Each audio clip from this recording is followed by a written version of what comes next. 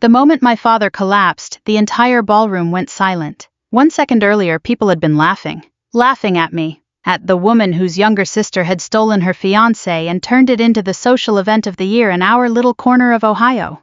Then Daniel looked at his phone. His face lost all color. Vanessa grabbed his arm and whispered, "What's wrong?" He didn't answer. He just handed the phone to my mother. I will never forget the sound she made. Not a scream, not exactly. More like the sound somebody makes when the ground disappears underneath them. My father snatched the phone from her. 3 seconds later, he hit the floor beside the wedding cake. Champagne glasses shattered. Someone yelled for an ambulance. And in the middle of all that chaos, my sister looked at me with pure terror for the very first time in her life, because she finally understood something. I had stopped protecting them. But to explain how we got there, I have to go back long before the wedding. Long before Daniel. Back to the beginning. I grew up in a modest ranch house outside Columbus, Ohio, in a town where everybody knew everybody else's business before dinner. My father worked 32 years at a manufacturing plant making industrial valves. My mother taught Sunday school and spent most of her life worrying about appearances. We were the kind of family that looked normal from the outside. Inside was different. My younger sister Vanessa was born beautiful. I know that sounds cruel to say, but it was simply true. Blonde curls, bright smile. The kind of child strangers stopped grocery carts to compliment. I was quieter, taller, serious. By the time I was 10 years old, I already understood something about my place in the family. Vanessa was loved loudly. I was loved conditionally. Be patient with your sister. Let Vanessa have it. You're older, you should understand. That sentence shaped my entire life. You should understand. When Vanessa forgot homework, I helped her finish it. When she wrecked Mom's car at 17, my parents drained part of my college savings to fix it. When Dad had bypass surgery years later, I picked up extra nursing shifts to help cover medications while Vanessa posted beach photos from Florida with men whose names changed every 6 months. Nobody asked her to sacrifice. That was always my job. By 38, I had accepted that some women simply became dependable instead of cherished. I worked as a hospice nurse at a small private care facility outside town. It wasn't glamorous work, but I loved it. Older people appreciate honesty. They can tell when somebody truly sees them. Most of my patients had learned painful lessons about family by the end of their lives. Funny thing is, I never imagined I'd become one of those lessons myself. I met Daniel Carter at a hardware store on a rainy Thursday afternoon. I was trying to load bags of mulch into my trunk after work when he walked over and said, "Ma'am, either you're stronger than you look or you're too stubborn to ask for help." I laughed despite myself. He had kind eyes, calm voice, broad shoulders, the kind of steady confidence that feels safe when you're nearing 40 and tired of games. Daniel owned a local construction company, not huge but respected enough around town. For the first time in years, I felt noticed, not tolerated, not depended on, chosen. We dated for 11 months before he proposed during a quiet dinner at a lakeside restaurant. Nothing flashy, just sincerity. I cried so hard the waitress brought extra napkins. When I introduced him to my parents, they adored him instantly. Dad slapped him on the back like he'd gained a son.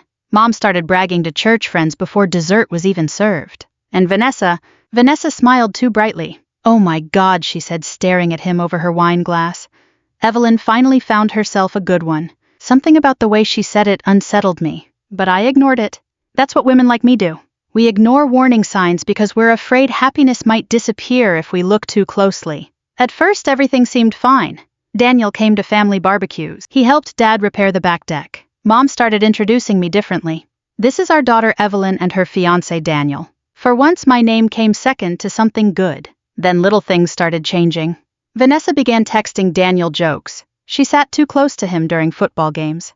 At Thanksgiving, I walked into the kitchen and found them laughing quietly together while everyone else watched television. The moment I entered, silence dropped between them like a curtain.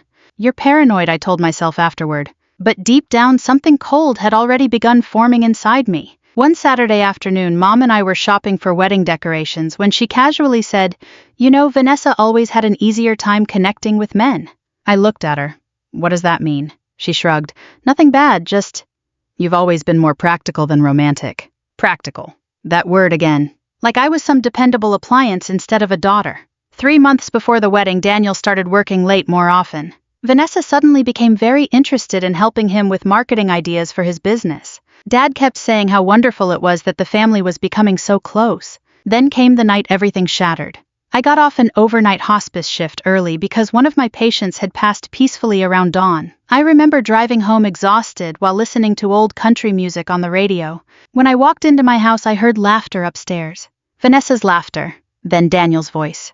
For one brief second, my brain tried protecting me. Maybe they're planning a surprise. Maybe. Then I opened the bedroom door. And there they were. My sister wrapped in my bedsheets. My fiancé standing beside her. Nobody spoke. Vanessa didn't even look ashamed at first. Just annoyed she'd been caught. Daniel finally whispered, "Evelyn."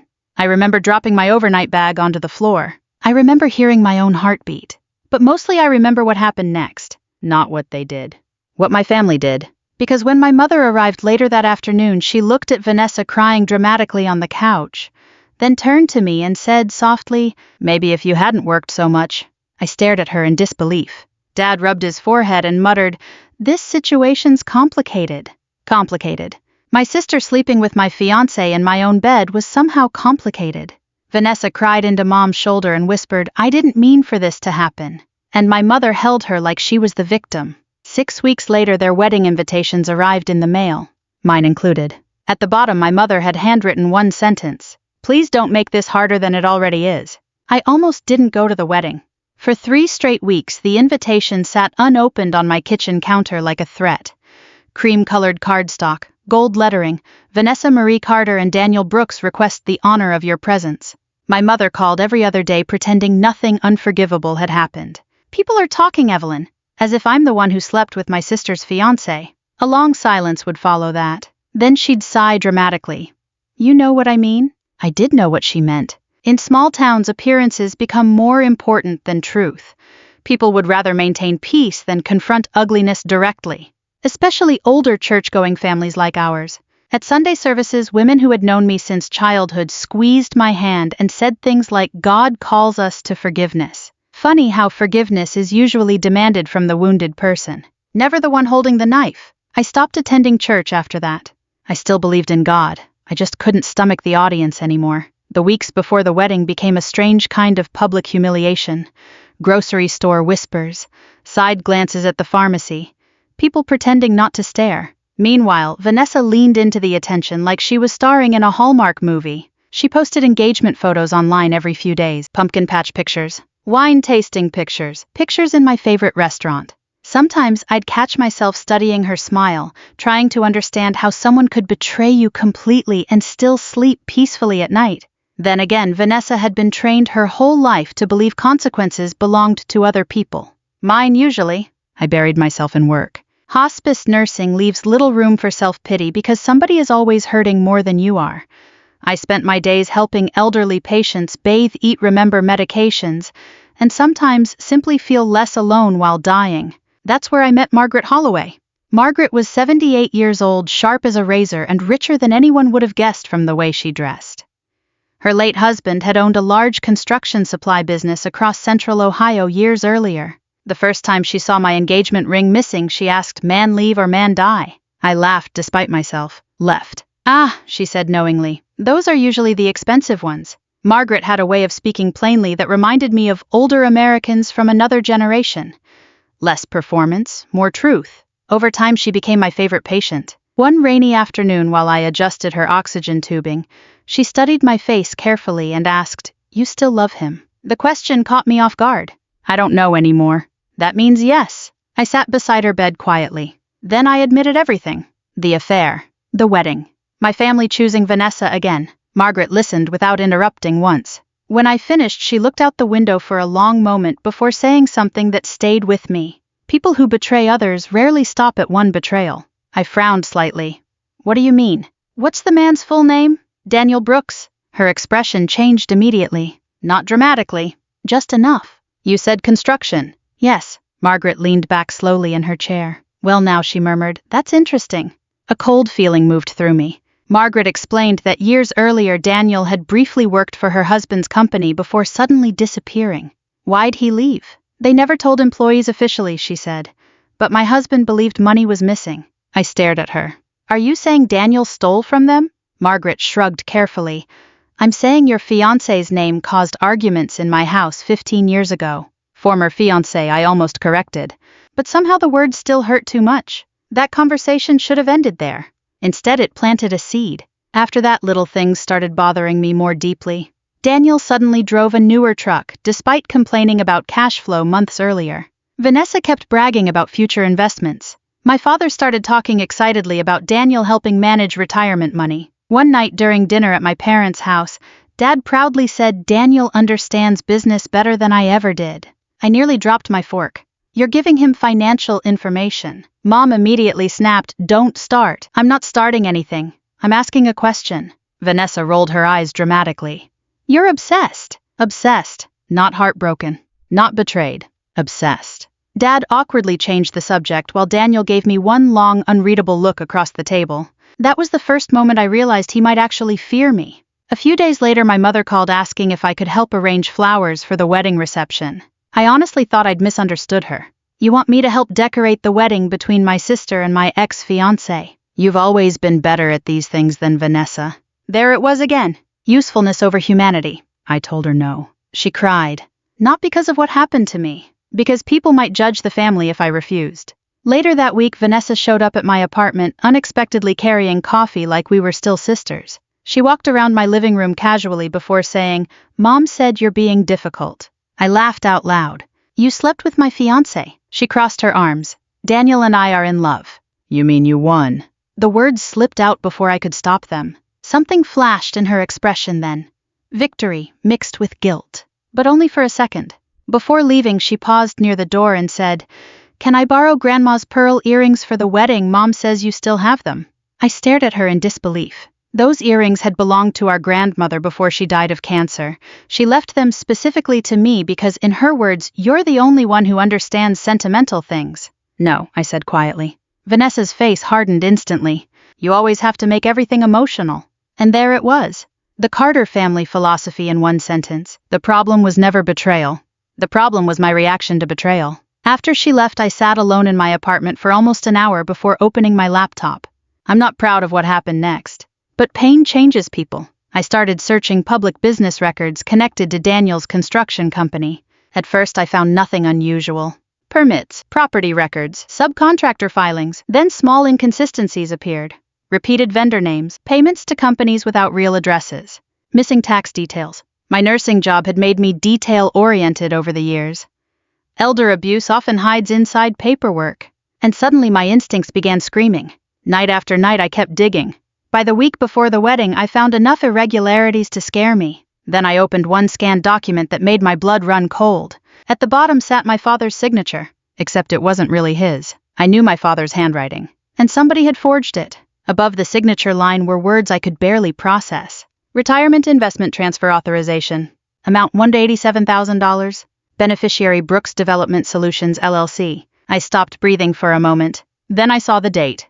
It had been signed 3 weeks earlier. The wedding took place on a warm Saturday afternoon in early October.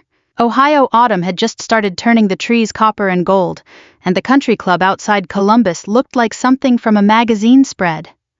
White roses lined the outdoor aisle. Crystal chandeliers glowed through the ballroom windows. Somebody had spent an enormous amount of money trying to create the appearance of perfection. That somebody was mostly my father. As I parked my old Honda near rows of luxury SUVs and polished sedans, I sat gripping the steering wheel for almost 2 full minutes. Part of me still wanted to leave, but another part of me needed to see it through. Needed them to look me in the eye. I wore a dark blue dress, simple enough not to attract attention. No dramatic entrance, no revenge fantasy, just quiet dignity. The moment I walked inside the venue, conversations shifted. Not stopped completely, just softened. People glanced at me over champagne glasses and quickly looked away. Small-town curiosity is rarely subtle. An older woman from church approached carefully and touched my arm. "You're very brave for coming, Evelyn." I smiled politely. "Thank you." What I wanted to say was, "No, I'm just tired of disappearing for other people's comfort." The ceremony itself felt surreal.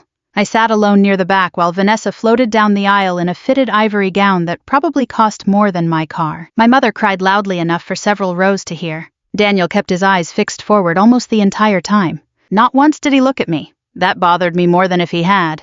Cowards avoid mirrors. During the vows, Vanessa laughed softly while placing the ring on his finger like she'd won some long competition. Maybe in her mind she had. People applauded when the officiant announced them husband and wife. I clapped too, slowly, calmly. You reach a strange kind of peace after enough betrayal. Not forgiveness exactly, more like emotional exhaustion. The reception moved into the ballroom afterward.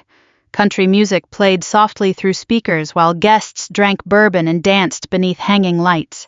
Everywhere I looked, I saw people trying too hard to pretend this situation wasn't ugly. My cousins avoided eye contact. My father kept overcompensating with forced laughter.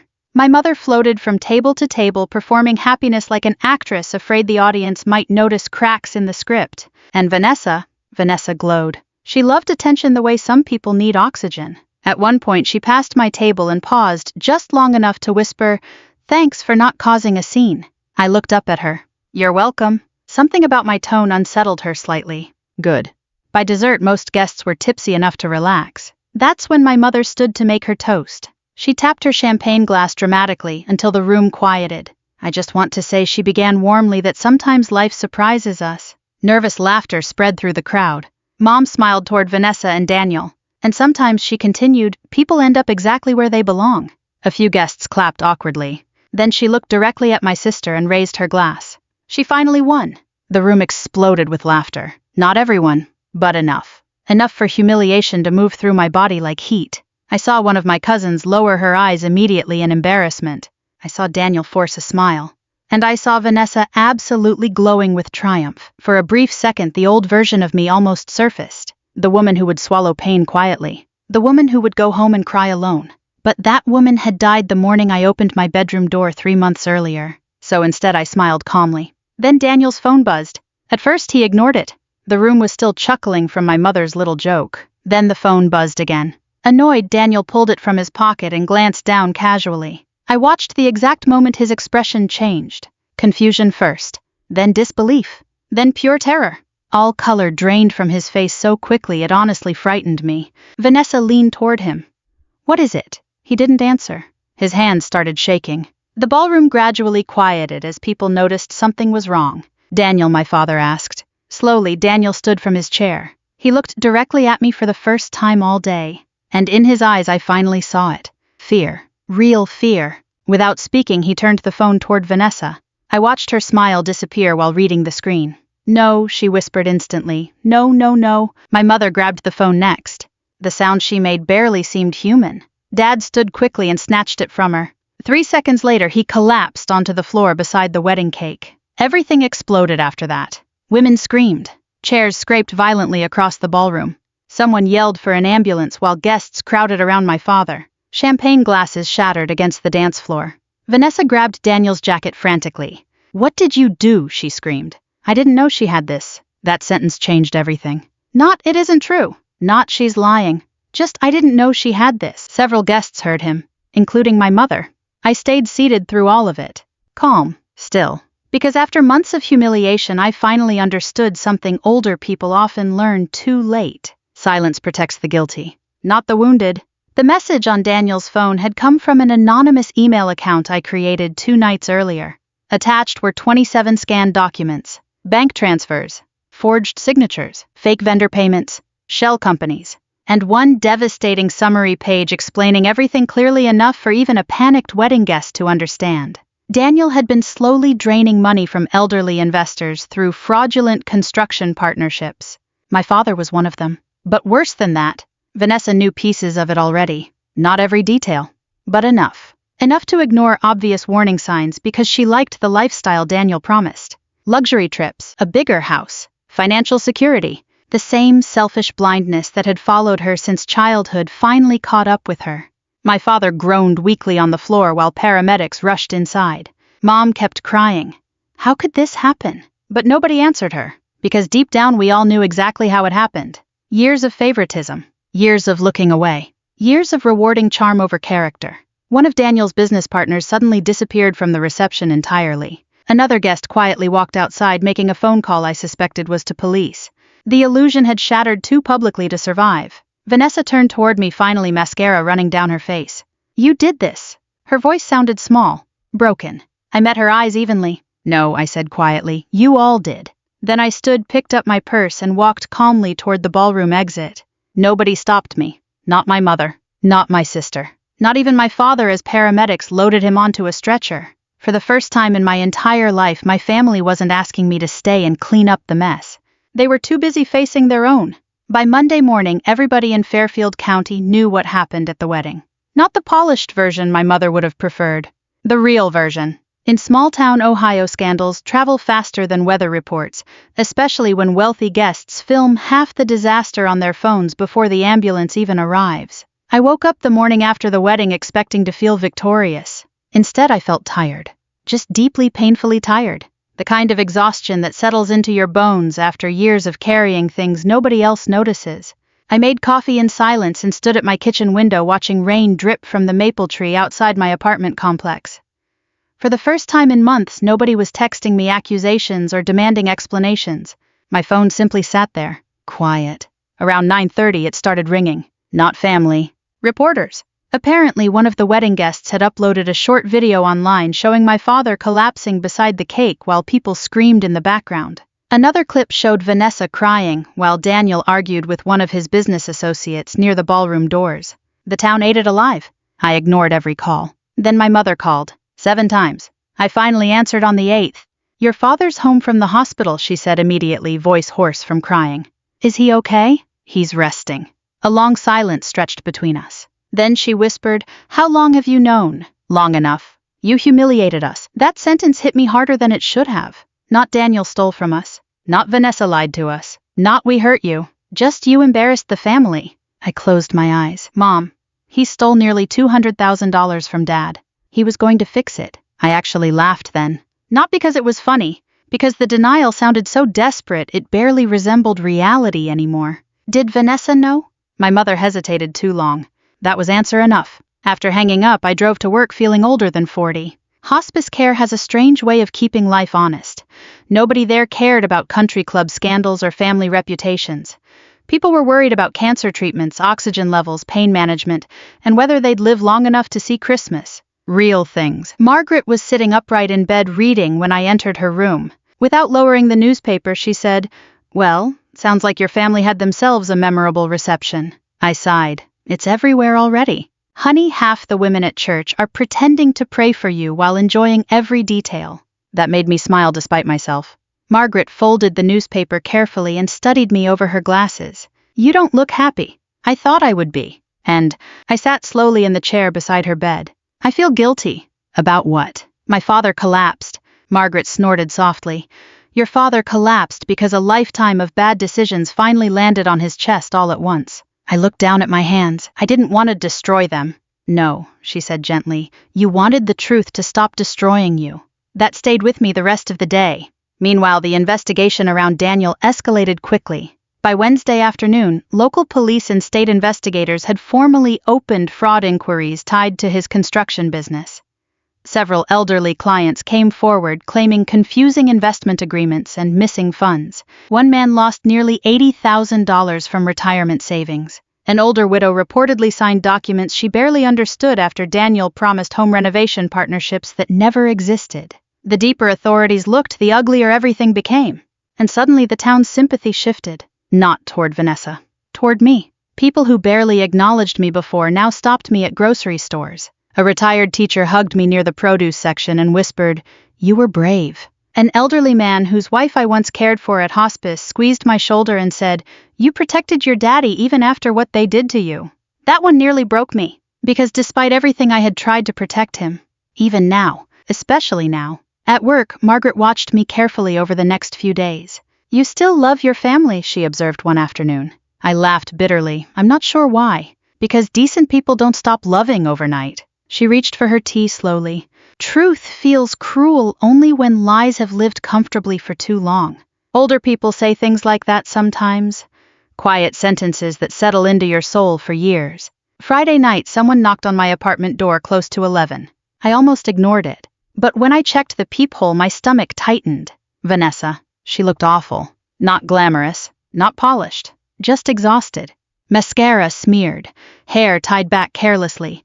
Oversized sweatshirt instead of designer clothes. For the first time since childhood, she looked human to me. I opened the door halfway. "What do you want?" She swallowed hard. "Can I come in?" Every instinct told me no, but I stepped aside anyway. Vanessa entered slowly, like she didn't recognize the apartment anymore. Maybe she didn't. She'd always visited this place with superiority before. Now she looked almost frightened. I stayed standing while she sat on the edge of the couch, twisting her fingers together nervously. They froze his accounts, she said quietly. I said nothing. He's saying people misunderstood everything. Again, silence. Then she looked up suddenly, eyes red from crying. You really think I knew all of it? I met her stare evenly. I think you ignored whatever threatened your happiness. That's not fair. I almost laughed. Fair? Her face tightened. You always act like you're morally better than everybody else. No, I said calmly. I act like actions matter. For a second she looked furious. Then something inside her cracked. You have no idea what he was like privately, she whispered. I frowned slightly. Vanessa wiped her face angrily. At first he made me feel special. Then slowly. Everything became competition. Between us. Between me and you. Between me and Mom. He always wanted somebody insecure. That caught my attention. He told me you secretly looked down on me, she continued quietly. That you thought I was shallow. That Mom only loved me because I was easier. I closed my eyes briefly. Classic manipulation. Separate people emotionally so nobody compares stories. He said you were jealous because men naturally wanted me more. The sad thing was a younger version of Vanessa probably needed to believe that. Because our parents had built her identity around being adored instead of being accountable. She looked around my apartment shakily. I know you hate me. Hate takes energy, I replied softly. I'm just tired. Tears filled her eyes again. Then she asked the one question I think truly mattered. Was any of it real between us? I looked at my little sister sitting there broken on my couch and remembered braiding her hair before elementary school, teaching her how to drive, holding her hand during thunderstorms when we were children. Yes, I whispered honestly. That's why this hurt so much. Vanessa started crying quietly into her hands. But even then I couldn't comfort her. Not yet. Some wounds need honesty before healing. And our family was only beginning to understand how deep the damage really went. I didn't see my father for almost 2 weeks after the wedding. Part of that was practical. He was recovering from what doctors called a cardiac stress episode, though everyone in town simply referred to it as the collapse. The other part was emotional. I wasn't ready. And honestly, I don't think he was either. During those weeks, the investigation against Daniel grew uglier by the day. Local news stations picked up the story after state authorities confirmed multiple elderly fraud victims across 3 counties. The details made me sick. Retirement accounts drained. Forged signatures. Confusing investment contracts targeting older homeowners who trusted him because he spoke confidently and dressed professionally. One 74-year-old widower told reporters he treated me like family. That sentence haunted me, because predators always understand something decent people forget.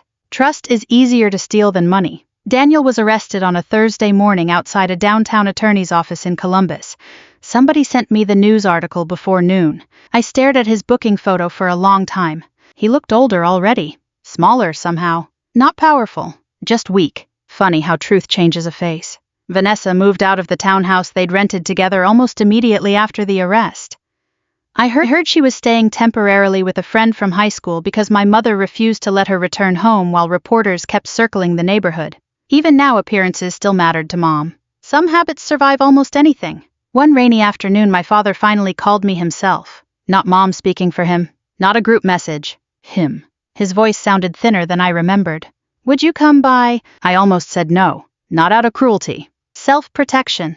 But something in his tone stopped me. So the next morning I drove to the house I grew up in. The same beige ranch home with the cracked driveway Dad always promised to reseal every summer. Walking inside felt strange, familiar but colder somehow. Mom was in the kitchen pretending to organize mail she clearly hadn't touched. She looked older in just a few weeks. Guilt ages people quickly. He's in the den, she said quietly. No dramatics, no accusations.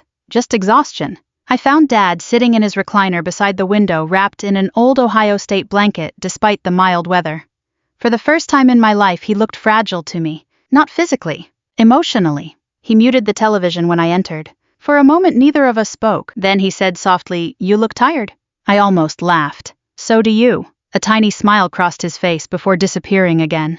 I sat across from him while rain tapped softly against the windows. Finally he exhaled heavily and said the words I never truly expected to hear.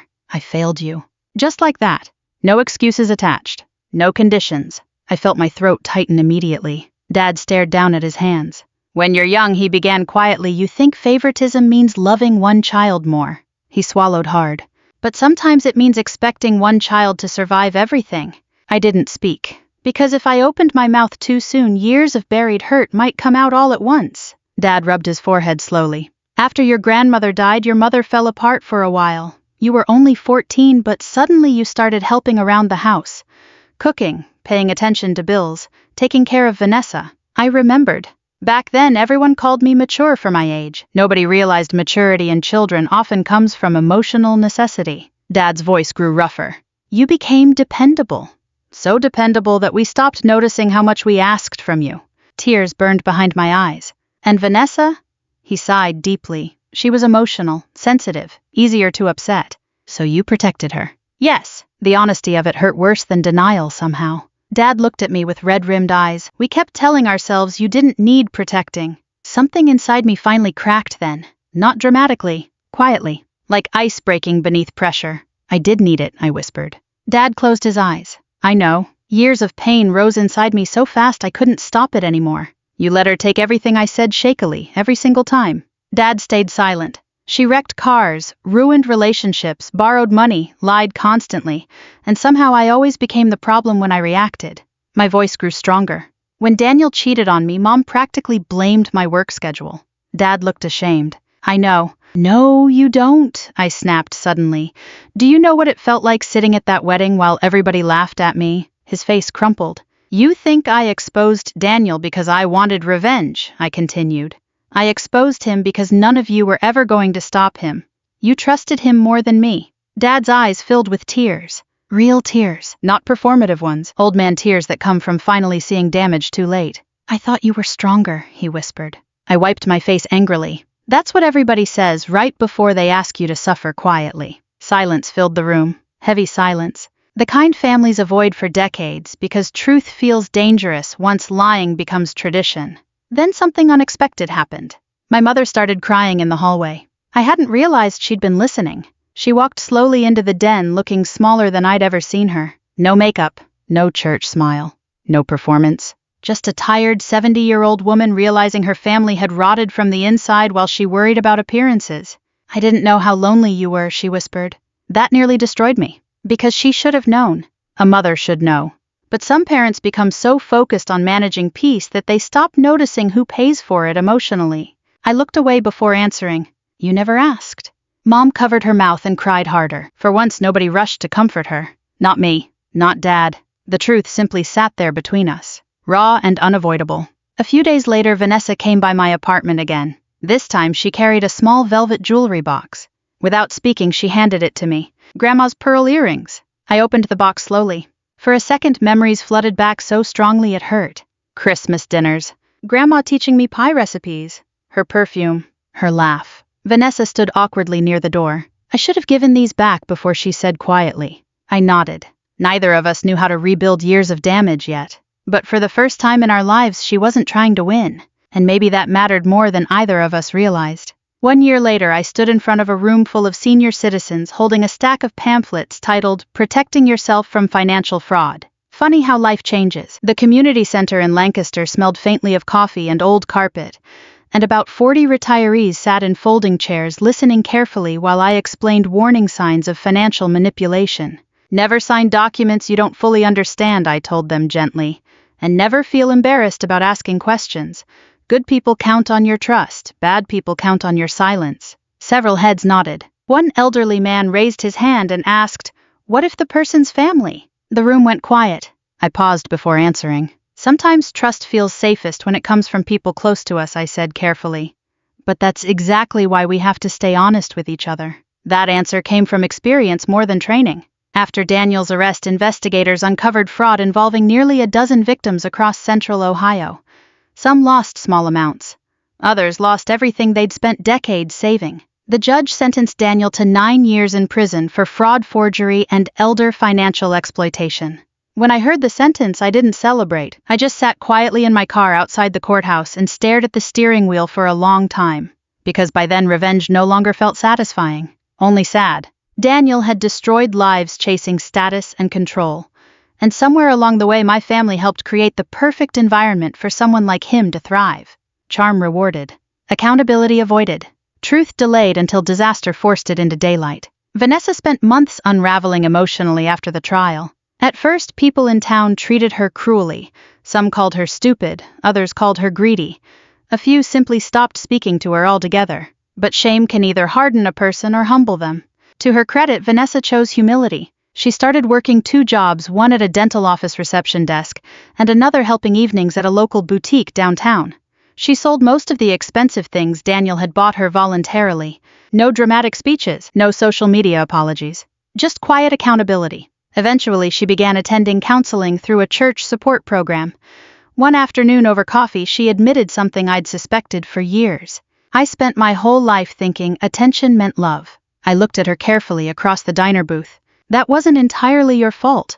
Her eyes filled with tears instantly. Because deep down, both of us understood something painful. Children build identities from whatever their parents reward most. And our parents had rewarded performance over character for a very long time. Mom and Dad changed too. Not overnight. Older people rarely change quickly. Habits built over decades settled deep into the bones. But slowly, honestly, they changed. After the scandal, they sold the big house and moved into a smaller retirement community outside Newark. Dad admitted they couldn't emotionally handle maintaining appearances anymore. Too many memories in that house, he told me one afternoon. Some good, some painful. Mom stopped pretending everything was fine all the time. That may sound small, but for her it was enormous. Sometimes she even apologized directly now. The first time she did it sincerely, we were folding laundry together in her apartment while an old Frank Sinatra song played softly on the radio. She handed me a towel and quietly said I should have protected you more. I looked down at the towel in my hands because hearing those words at 40 years old still made me emotional. I know, I whispered. Neither of us cried dramatically. Healing at our age doesn't usually look dramatic. It looks like honesty, repeated consistently. Margaret passed away that spring, peacefully. I was there holding her hand. Right before the end, she smiled weakly and said, "You finally stopped carrying everybody else's sins." Then she closed her eyes and slipped away quietly.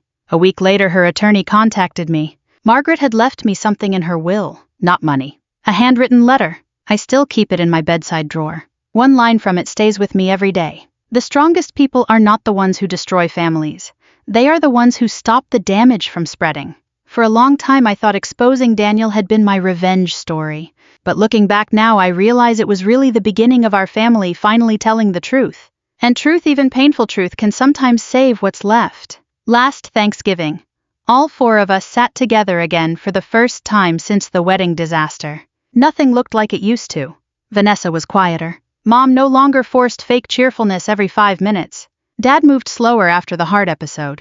And me, I stopped shrinking myself to keep everyone else comfortable. That may have been the biggest change of all. Dinner wasn't perfect. There were awkward silences. Old wounds still floated near the surface sometimes. But nobody lied anymore. That mattered. At one point, Dad looked around the table softly and said, "Families don't fall apart all at once." We all listened. "They fall apart little by little," he continued, "every time honesty gets traded for comfort." Nobody argued with him, because we had lived it. Later that evening, after dishes were cleared and leftovers packed away, Vanessa helped me put coats near the door. Before I left, she touched my arm gently. "I really am sorry," she whispered. This time I believed her, not because words erase betrayal, but because changed behavior tells the truth words can't. As I drove home through quiet Ohio streets glowing with Christmas lights, I realized something surprising.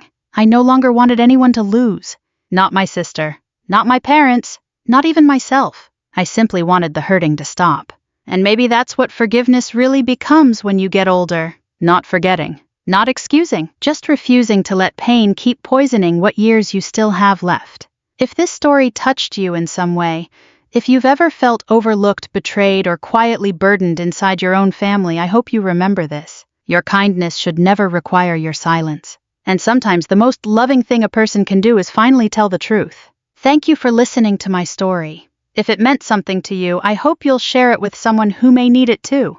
The folder slid across the Christmas table so softly it almost made no sound at all.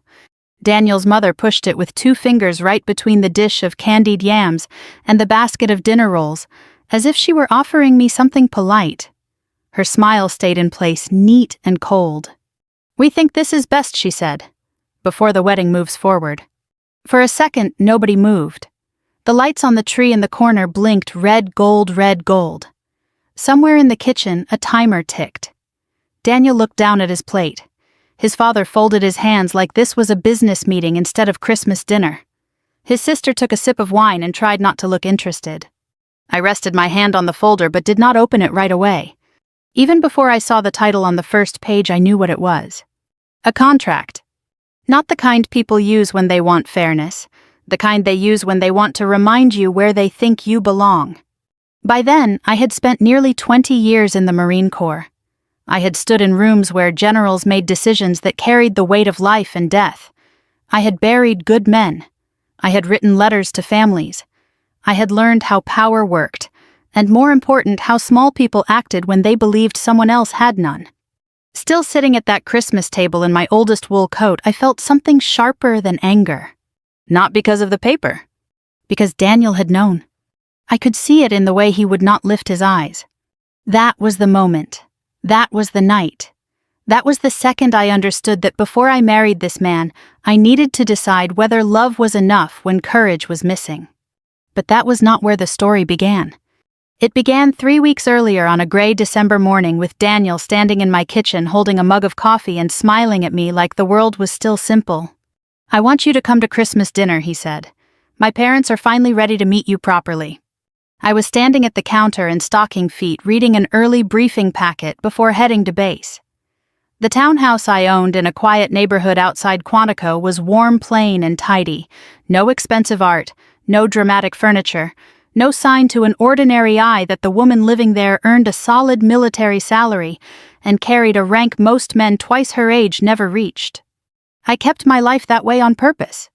Daniel thought I worked in an administrative office connected to the base. He had never said the word clerk with disrespect. In fact, he always said it kindly as though he admired that I was steady and unpretentious. He believed I handled paperwork reports, scheduling, something small, something quiet. I had let him believe that. Not because I enjoyed deceit, I did not. But after years of being saluted, deferred to, studied, and judged by rank, I had grown hungry for the one thing authority never seemed to bring me: unguarded affection. I wanted one person in my life who saw me before he saw the stars on my collar. So I had never corrected him. I was 38 years old, a major general in the United States Marine Corps with responsibilities that would have startled him if he had known them all. My monthly pay was a little over $18,000 before taxes and deductions. I had my own home, my own retirement, my own investments, and enough savings that I could have walked away from the service tomorrow and lived modestly for the rest of my life. But none of that interested me half as much as character did. "Properly?" I asked. Daniel laughed. "You know what I mean." I looked up from the packet. "I thought I'd already met them properly." "You met them at that fundraiser for 10 minutes and my mother was distracted," he said. "This will be different. Just family, Christmas, relaxed." I remember the little pause I took before answering. Daniel noticed it too. "What?" he asked. "Your mother didn't seem distracted," I said. "She seemed disappointed." He gave me that helpless half-smile of his, the one meant to smooth over discomfort without ever truly facing it. "She just doesn't know you yet." That was Daniel's way. He was a good man in many of the daily ordinary senses. He remembered how I took my coffee. He checked the oil in my car without telling me. He took his suit jackets to the dry cleaner on time and sent flowers to widows from church. He called his aunt every Sunday. He would bring in my grocery bags without being asked. But Daniel had been raised in a family where keeping the peace mattered more than speaking plain truth. Around his parents especially, he softened himself into someone smaller. He did not lie exactly. He just let things go unchallenged until they hardened into facts. "When is dinner?" I asked. "Christmas Eve," he said. "My sister and her husband will be there too." I set down the packet and turned fully toward him. "And what exactly have you told them about me?" His eyebrows lifted too quickly. "That you work on base." "That's all." He shrugged, more or less. It would have been easy then to tell him. To say, "Daniel, I am not an office clerk. I am a Marine Corps Major General, and if your parents want to know whether I can support myself, the answer is yes." But something in me resisted. Not pride, curiosity. By then, I had spent enough time around wealth, real wealth inherited, wealth, anxious wealth, to know that many people were not measured by what they had, but by how they treated those who seemed to have less. Daniel's family came from old East Coast comfort. Not dynastic riches, but the sort of money that lived in country club memberships, careful haircuts, and a belief that family reputation had to be protected from embarrassment. I had watched women like his mother my whole life, sweet voice, sharp eyes, generous in public, exacting in private. And I suddenly knew I wanted to see something clearly before I married her son. "All right," I said, "I'll come." He smiled with relief and came over to kiss my forehead. "You'll see, it'll be nice." I smiled back, but I did not answer. After he left for work, I stood alone in the kitchen for a long moment, the packet forgotten my coffee cooling in my hand. Then I went upstairs, opened my closet, and looked past the tailored coats and good wool dresses I wore for formal military functions when appropriate. I chose the oldest coat I owned. Brown wool. Still decent, but worn thin at the cuffs. A coat my mother would have called respectable, and other women might have called tired. My mother had raised me in a small town in North Carolina. My father died when I was young, and my mother worked in the county records office for 26 years, wearing sensible shoes, and keeping every receipt in an envelope marked by month. She used to tell me, a person with good character doesn't need to announce herself. The world will eventually do the announcing for her. She also used to say, if you really want to know who people are, let them think you can't do a thing for them. I heard her voice that morning as clear as church bells. So I made a decision. I would go to Christmas dinner dressed plainly. No jewelry beyond my watch, no polished authority, no hints. I would keep my voice soft, answer briefly, and let them decide who I was. Not because I wanted revenge. Not yet. Because I wanted truth. The weeks before Christmas passed in the usual blur of duty and December obligations. There were ceremonies, budget meetings, personnel reviews, and the annual ache that settles over military communities during the holidays, when everyone is mindful of who is deployed, who is grieving, who is coming home, and who is not. In public, I carried myself as I always did, calm, direct, self-contained. On base, people stood when I entered a room. Men twice my age chose their words carefully around me. In one afternoon, I might approve travel review, a disciplinary recommendation, and call the widow of a staff officer. By evening, I was home watering a small fern near my living room window and heating soup on the stove. It suited me. Daniel came by often. We decorated my little artificial Christmas tree one Sunday afternoon. He brought peppermint bark from a local shop. He talked about his office Christmas party, his niece's choir concert, his mother's obsession with the table setting this year. She has special china she only uses on Christmas Eve, he said. My dad carves the ham like it's a ceremony. Sounds lovely, I said.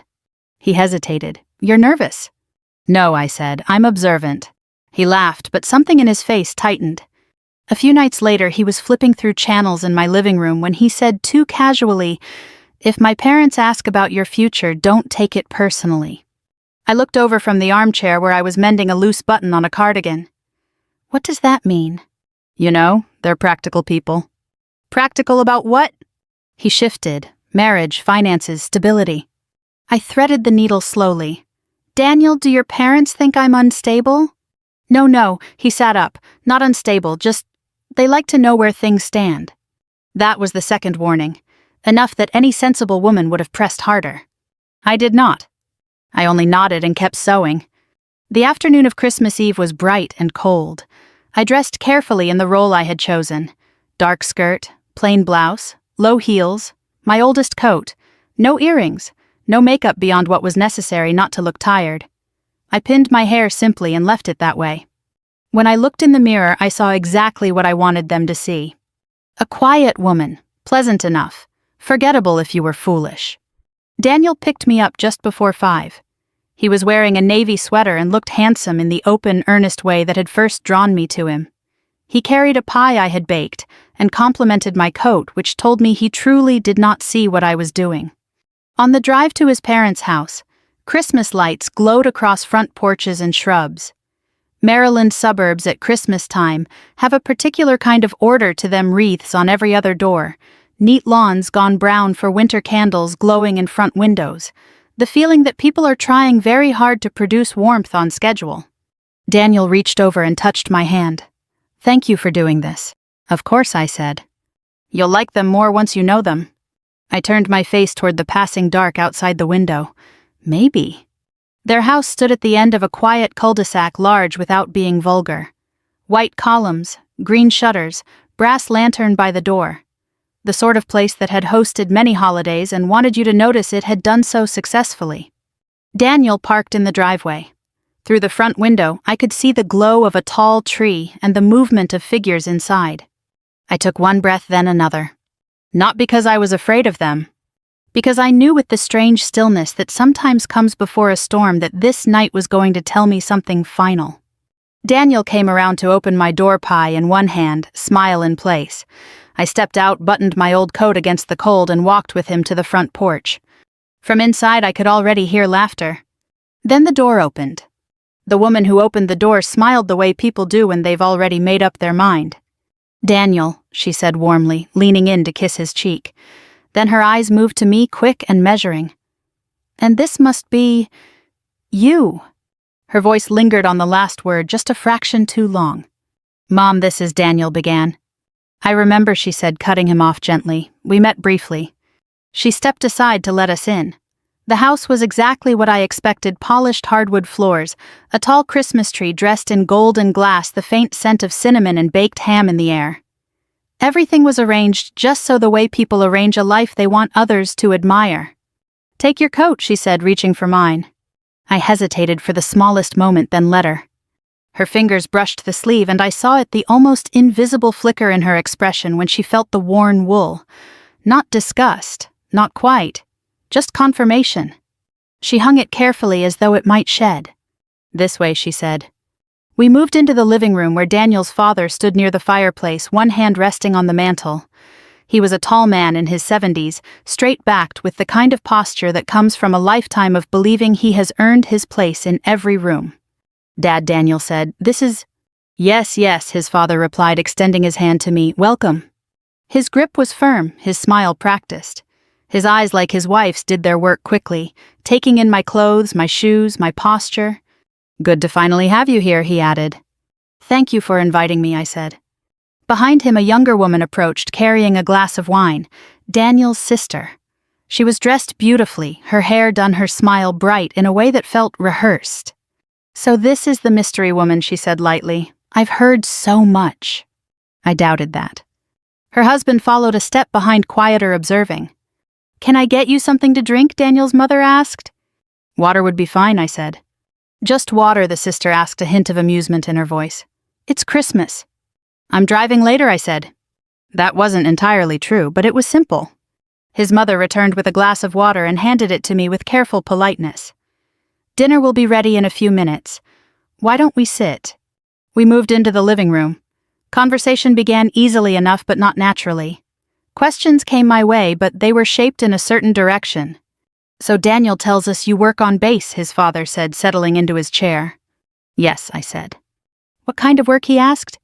"Administrative," I answered. He nodded slowly, as if placing that into a category he understood completely. "That must be steady," he said. "It is," I replied.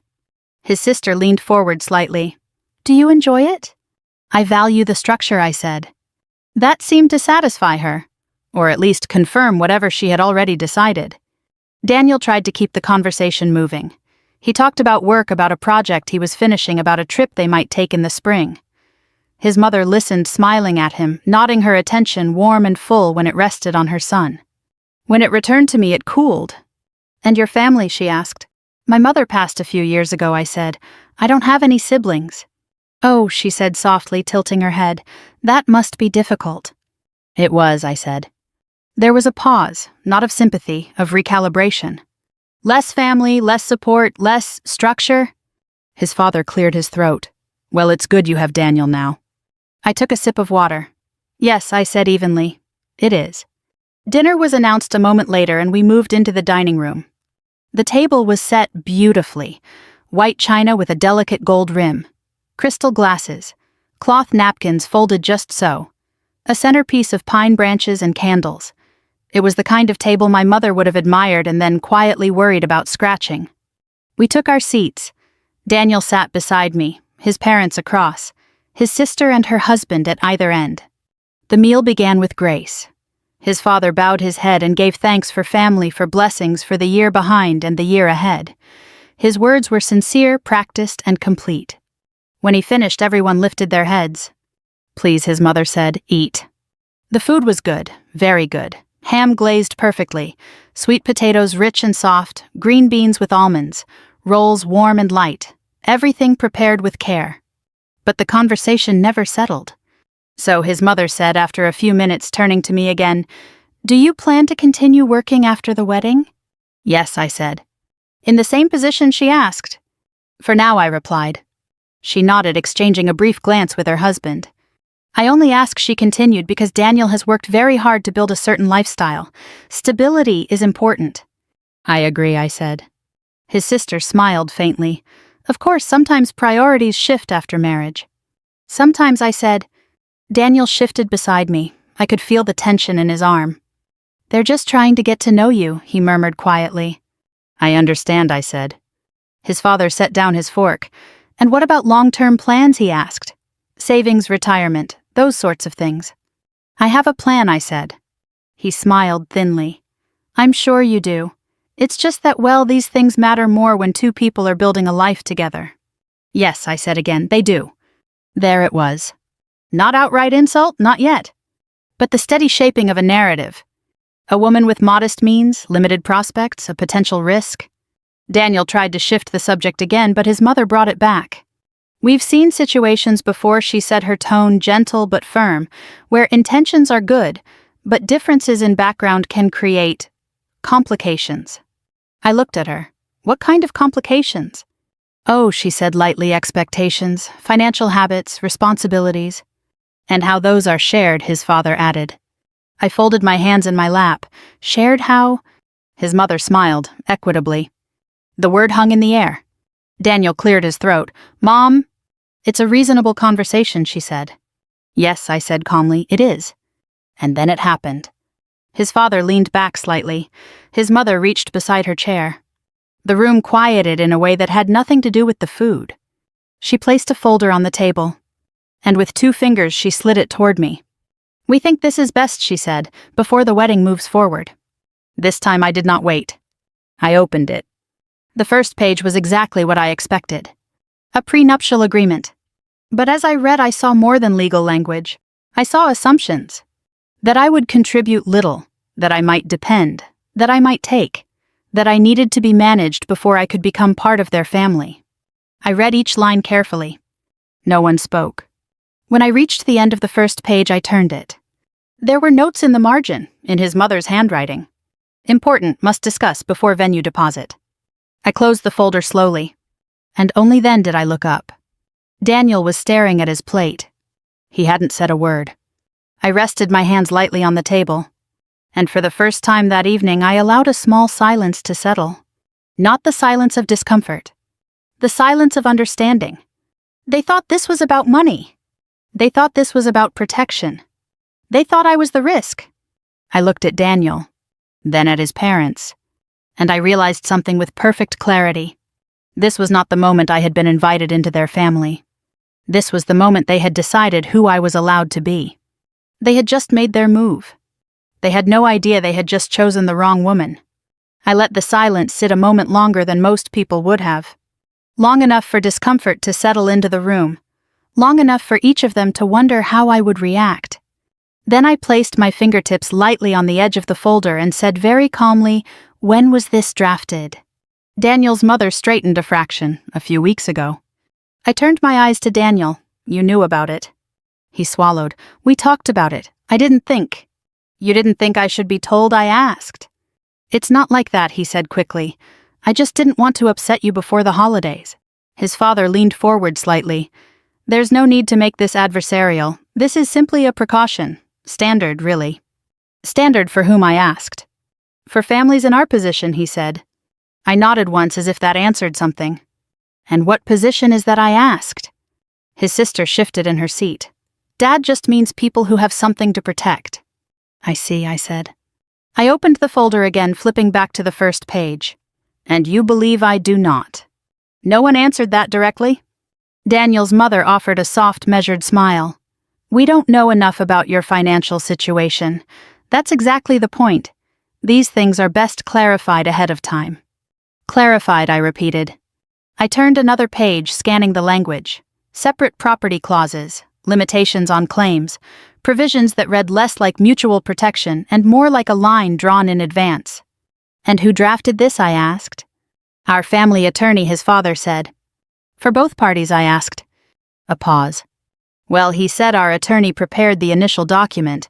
You would of course be free to have your own counsel review it. Of course, I said quietly. I closed the folder again and rested my hands on top of it. Daniel reached for his water glass and took a sip he didn't seem to need. His hand trembled just slightly. It's not personal, he said. They would ask this of anyone. I turned my head slowly and looked at him. Would you? I asked. He hesitated. That's not fair, he said. No, I agreed, it isn't. His mother leaned in her tone, still gentle but firmer now. We are not accusing you of anything. We are simply being responsible. Marriage is not just emotional, it is practical. I agree, I said. Her smile returned relieved. Then you understand. I understand that you believe you are being practical, I said. What I am still trying to understand is what exactly you believe you are protecting your son from. The words landed more directly than anything I had said so far. His father's expression tightened. From complications, he said, from misunderstandings, from situations that become difficult to unwind later. Difficult for whom, I asked. For everyone involved, he replied. I nodded again as though this were a conversation I was taking seriously. Because I slid the folder a few inches back toward myself, not rejecting it, not accepting it, simply holding it in place. And Daniel, I said, turning back to him, you agreed to this.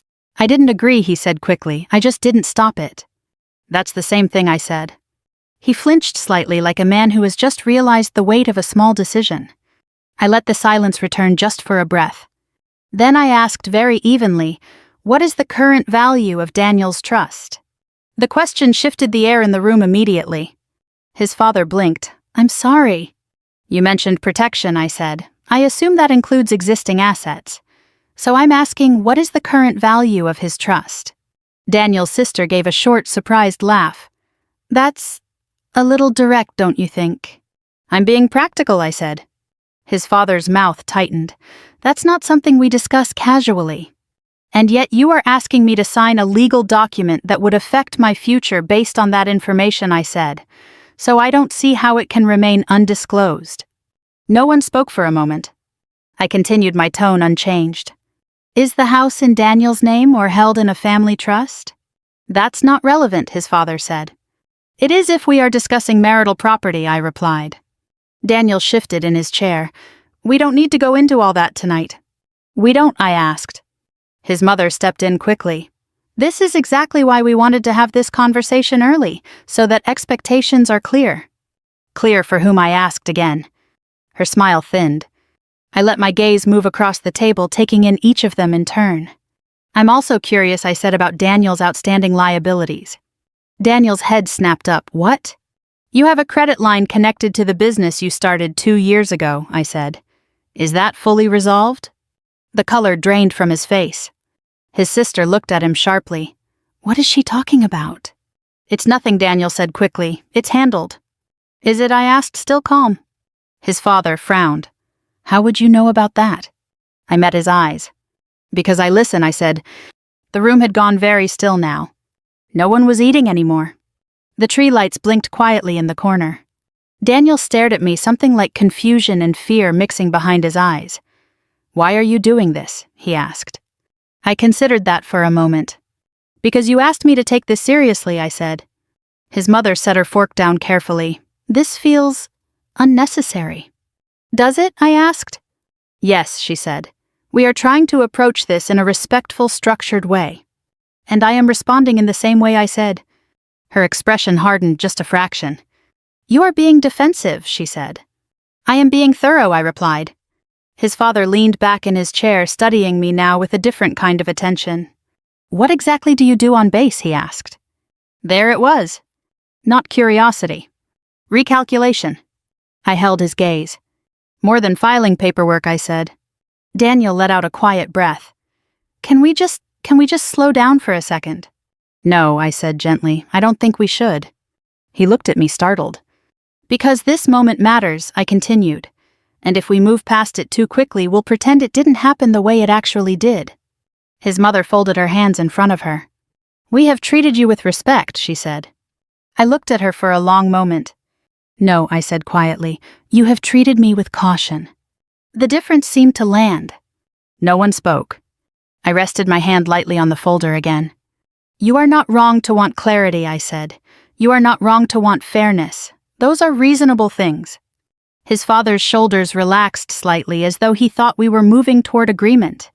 But fairness requires information, I continued, on both sides. I slid the folder a little farther back toward the center of the table. And right now, I said, you don't have mine. Daniel's mother frowned. Then perhaps this is the time to share it. I looked at her. Then at Daniel. And in that moment I understood something with absolute certainty. They still believed this conversation was happening on their terms. They still believed they were setting the conditions. They still believed I was the one who needed to prove something. I took a slow breath. And for the first time that evening I allowed myself to consider what would happen next. Not as a reaction, as a decision. I straightened slightly in my chair, and I said very calmly, All right, I said again a little more firmly this time so there would be no misunderstanding. I folded my hands neatly on top of the contract.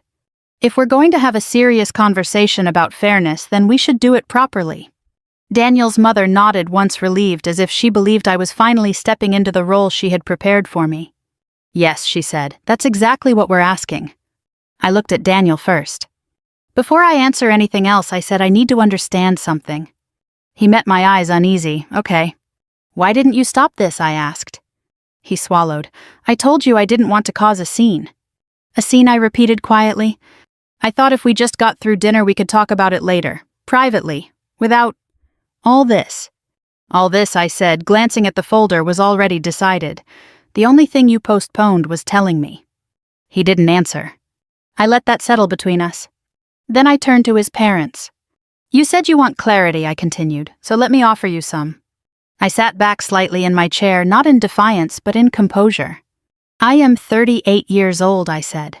I have supported myself since I was 18. I do not carry personal debt. I own my home. I maintain my own retirement accounts. I do not depend on Daniel for financial stability, and I do not require access to your family's assets to live comfortably. Daniel's sister blinked, surprised. His father's eyes narrowed, reassessing. And as for my work, I added, you are correct that I am on base. I paused just long enough for the weight of that understatement to register. But not in the way you've assumed. Daniel leaned forward slightly. What do you mean? I looked at him. Then I looked at his parents. And I spoke plainly. I am a Major General in the United States Marine Corps. For a moment no one reacted. It was too far outside what they expected. Then his sister let out a short, disbelieving laugh. I'm sorry, what? I am a 2-star general, I said, my voice calm even. I command personnel, oversee operations, and make decisions that carry legal, financial, and human consequences. My responsibilities extend well beyond administrative duties. Daniel stared at me. You're serious, he said. Yes. His mother's expression shifted, confusion, giving way to something sharper. That's not something one would hide. I didn't hide it, I said. I simply didn't lead with it. His father leaned forward, studying me in a way he hadn't before. If that's true, he said slowly, then why? Why am I sitting here in an old coat I finished for him? He didn't answer. I gave him the courtesy of finishing the thought anyway. Because I wanted to know how you would treat someone you believed had nothing to offer you. The words settled into the room like a stone dropped into still water. Daniel looked at me as if he were seeing me for the first time. You never told me, he said quietly. No, I agreed I didn't. Why, he asked. I held his gaze. Because I wanted one relationship in my life that wasn't shaped by rank, I said. I wanted to know if I could be known as a person before I was known as a title. His mother shook her head slightly. This feels misleading. Does it? I asked. Yes, she said. You allowed us to believe something that wasn't true. I allowed you to believe something you never questioned, I replied. His father sat back slowly. And now, he asked. Now, I said, we're having the conversation you wanted, with all the information on the table. I lifted the folder again, tapping it lightly. This document, I continued, is not inherently unreasonable. Prenuptial agreements can be useful when both parties enter them with full knowledge, independent counsel, and mutual respect. His mother nodded a bit too quickly. Exactly. But this, I said, opening it again and turning it so they could see, is not that. I pointed to a clause. This section assumes a disparity of income and restricts future claims accordingly. That assumption is incorrect. I turned another page. This provision limits access to certain assets without disclosing their structure. That creates an imbalance of information. Another page. And this language here, I added, tapping the margin note, is not legal at all. It's personal.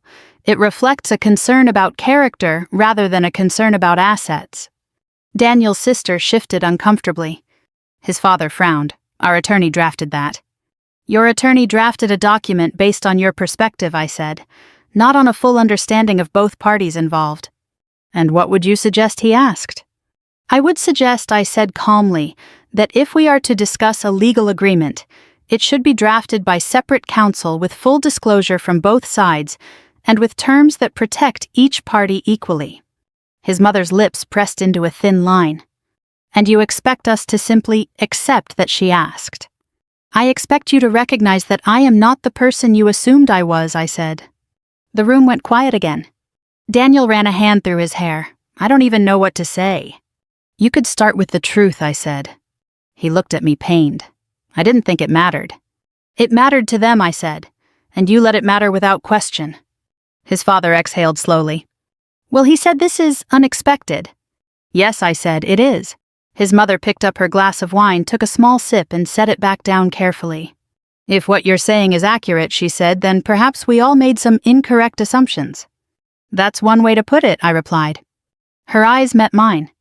And you, she added, chose not to correct them. That's also true. A long pause followed. Then she said, I suppose the question now is where we go from here. I considered that.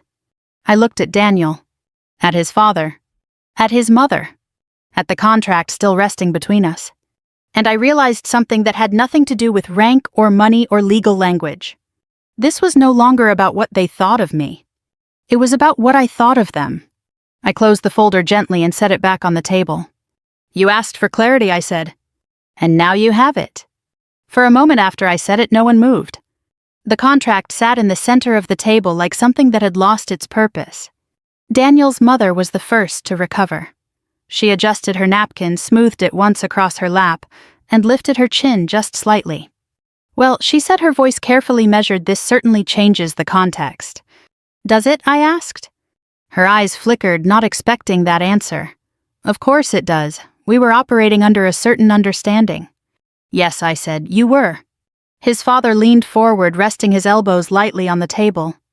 You have to admit, he said, most people would have disclosed something like that. Most people lead with whatever they think will secure their position, I replied. I chose not to.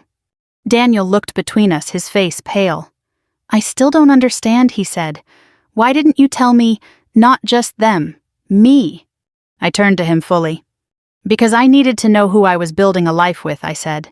Not who you would become if you knew my rank. That's not fair, he said. No, I said quietly. What happened tonight wasn't fair. He flinched at that. His sister shifted in her chair, clearly uncomfortable now. Okay, but this feels like a test, she said. Like you set this up. I didn't set anything up, I said. I accepted an invitation. And showed up pretending to be someone else, she said. I held her gaze. I showed up without announcing myself. There was a difference. His mother exhaled slowly. Regardless, she said, we are where we are. And we still need to discuss the future. I nodded once. We do. She leaned forward slightly, regaining some of her composure. Then, let's be practical.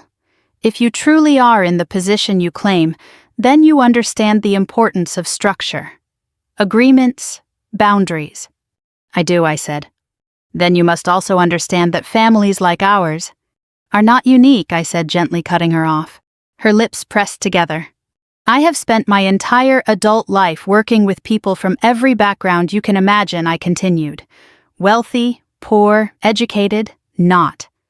What distinguishes them is not what they have, it's how they behave when they believe no one is watching. No one spoke. Daniel stared down at his hands. I shifted my attention back to him. Daniel, I said, my tone softer now, I need to ask you something and I need you to answer honestly. He looked up. When your parents decided to present this tonight, I said, tapping the folder lightly, did you agree with them? He opened his mouth, then closed it again. I thought it was reasonable, he said finally, just as a precaution. Even knowing what you know about me, I asked. He hesitated. I didn't know this, he said, gesturing slightly toward me, toward everything I had just revealed. No, I said, but you knew me. That landed harder. He looked down again. I didn't think they were trying to hurt you, he said quietly. That's not what I asked, I replied. Silence stretched between us. Then slowly he said, I didn't stop them. I nodded once. That's what I needed to know. His mother leaned in quickly. Daniel was trying to keep the peace, she said. You can't fault him for that. I turned my head toward her. Yes, I said, I can. Her eyes widened slightly. Keeping the peace, I continued, at the expense of someone else's dignity, is not peace. It's avoidance. His father shifted in his chair. Now hold on, he said. No one intended to compromise your dignity. I met his gaze. You handed me a document designed to limit my place in your family before you understood who I was, I said. You made assumptions about my character based on what I wore, what I said, and what you believed I could offer. That's not, his sister began. It is, I said, still calm. The room fell quiet again. I let it. Then I did something none of them expected. I reached down, slipped the engagement ring from my finger, and placed it gently on the table beside the contract.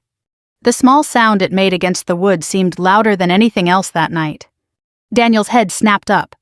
What are you doing? He asked. I'm pausing, I said. Pausing. His voice cracked slightly.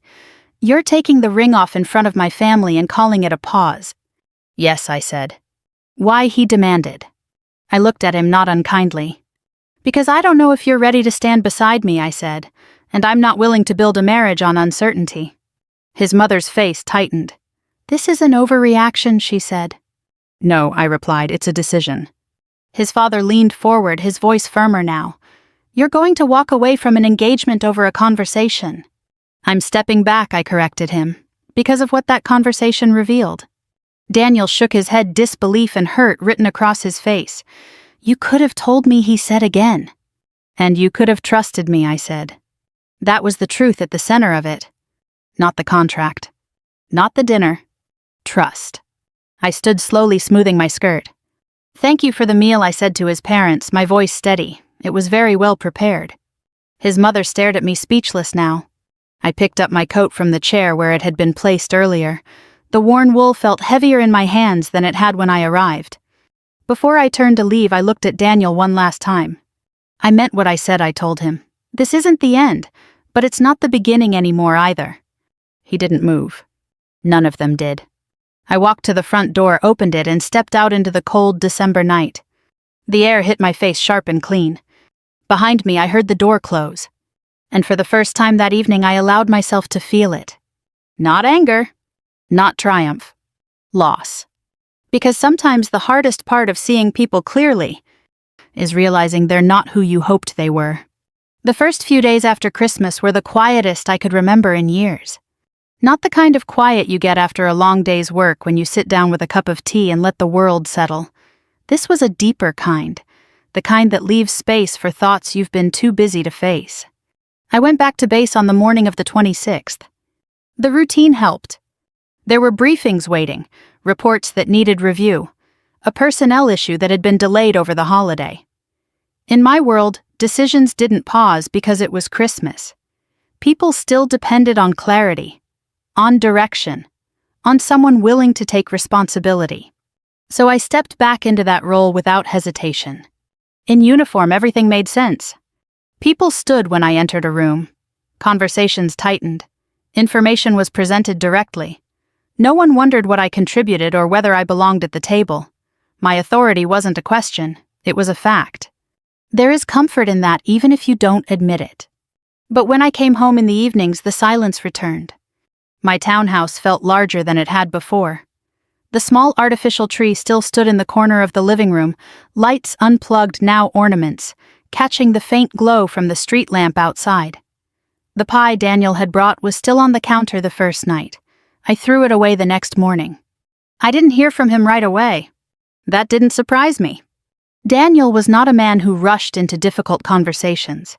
He approached them the way some people approach cold water, slowly, carefully, hoping to adjust before fully stepping in. On the third day he called.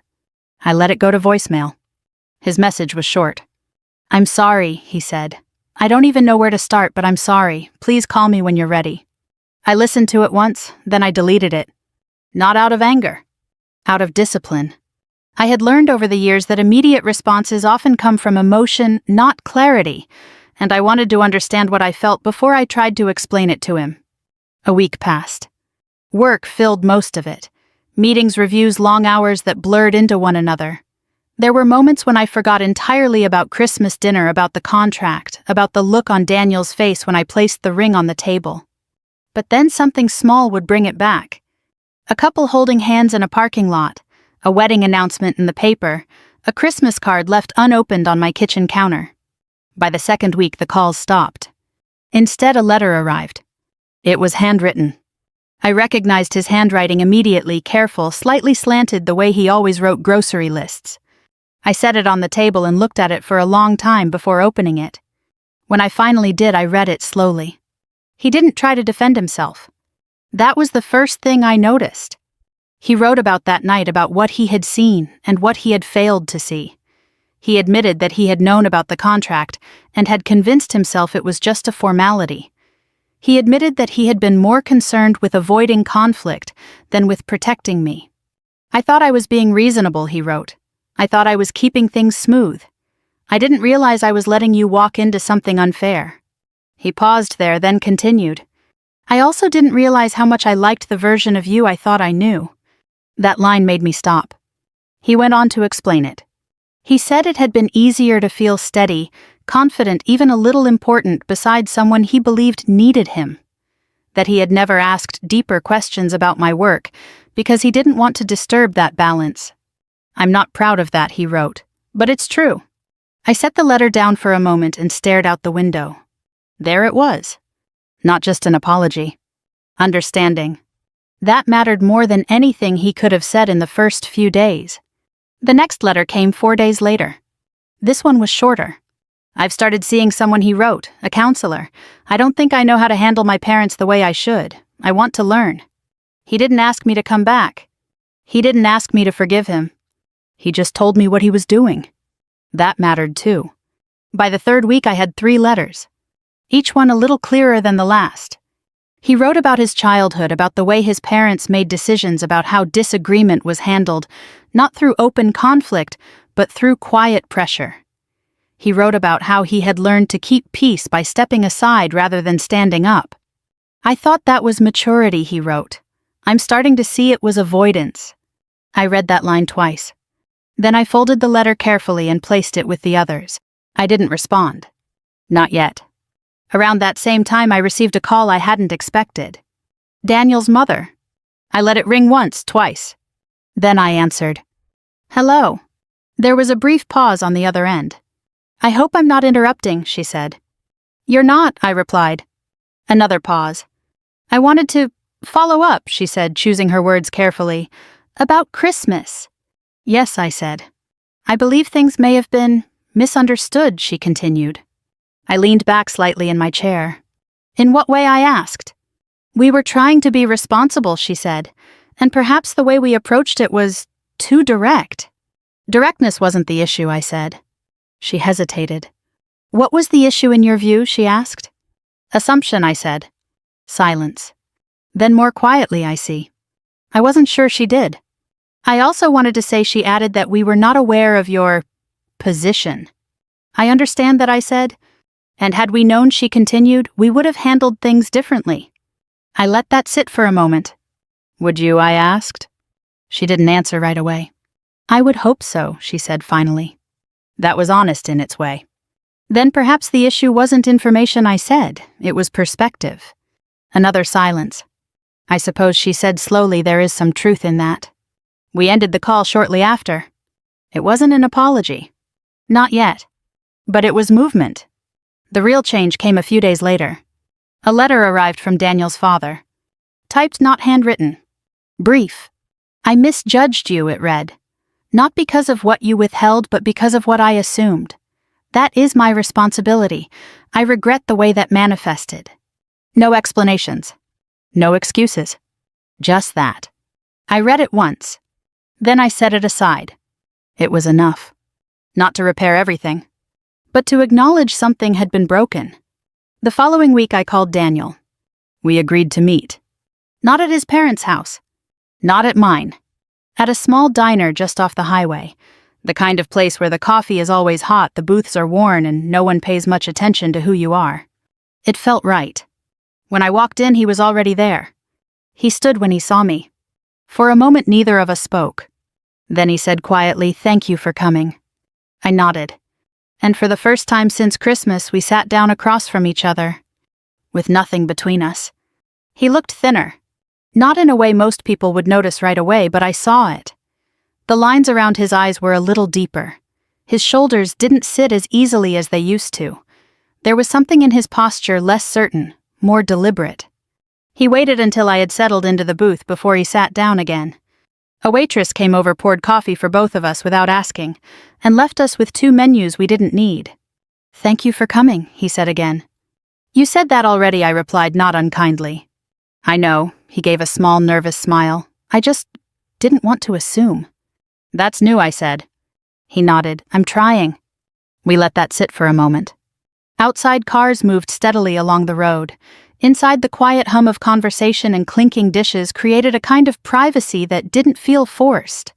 Around us, older couples leaned toward each other, sharing stories, finishing meals they had probably ordered the same way for years.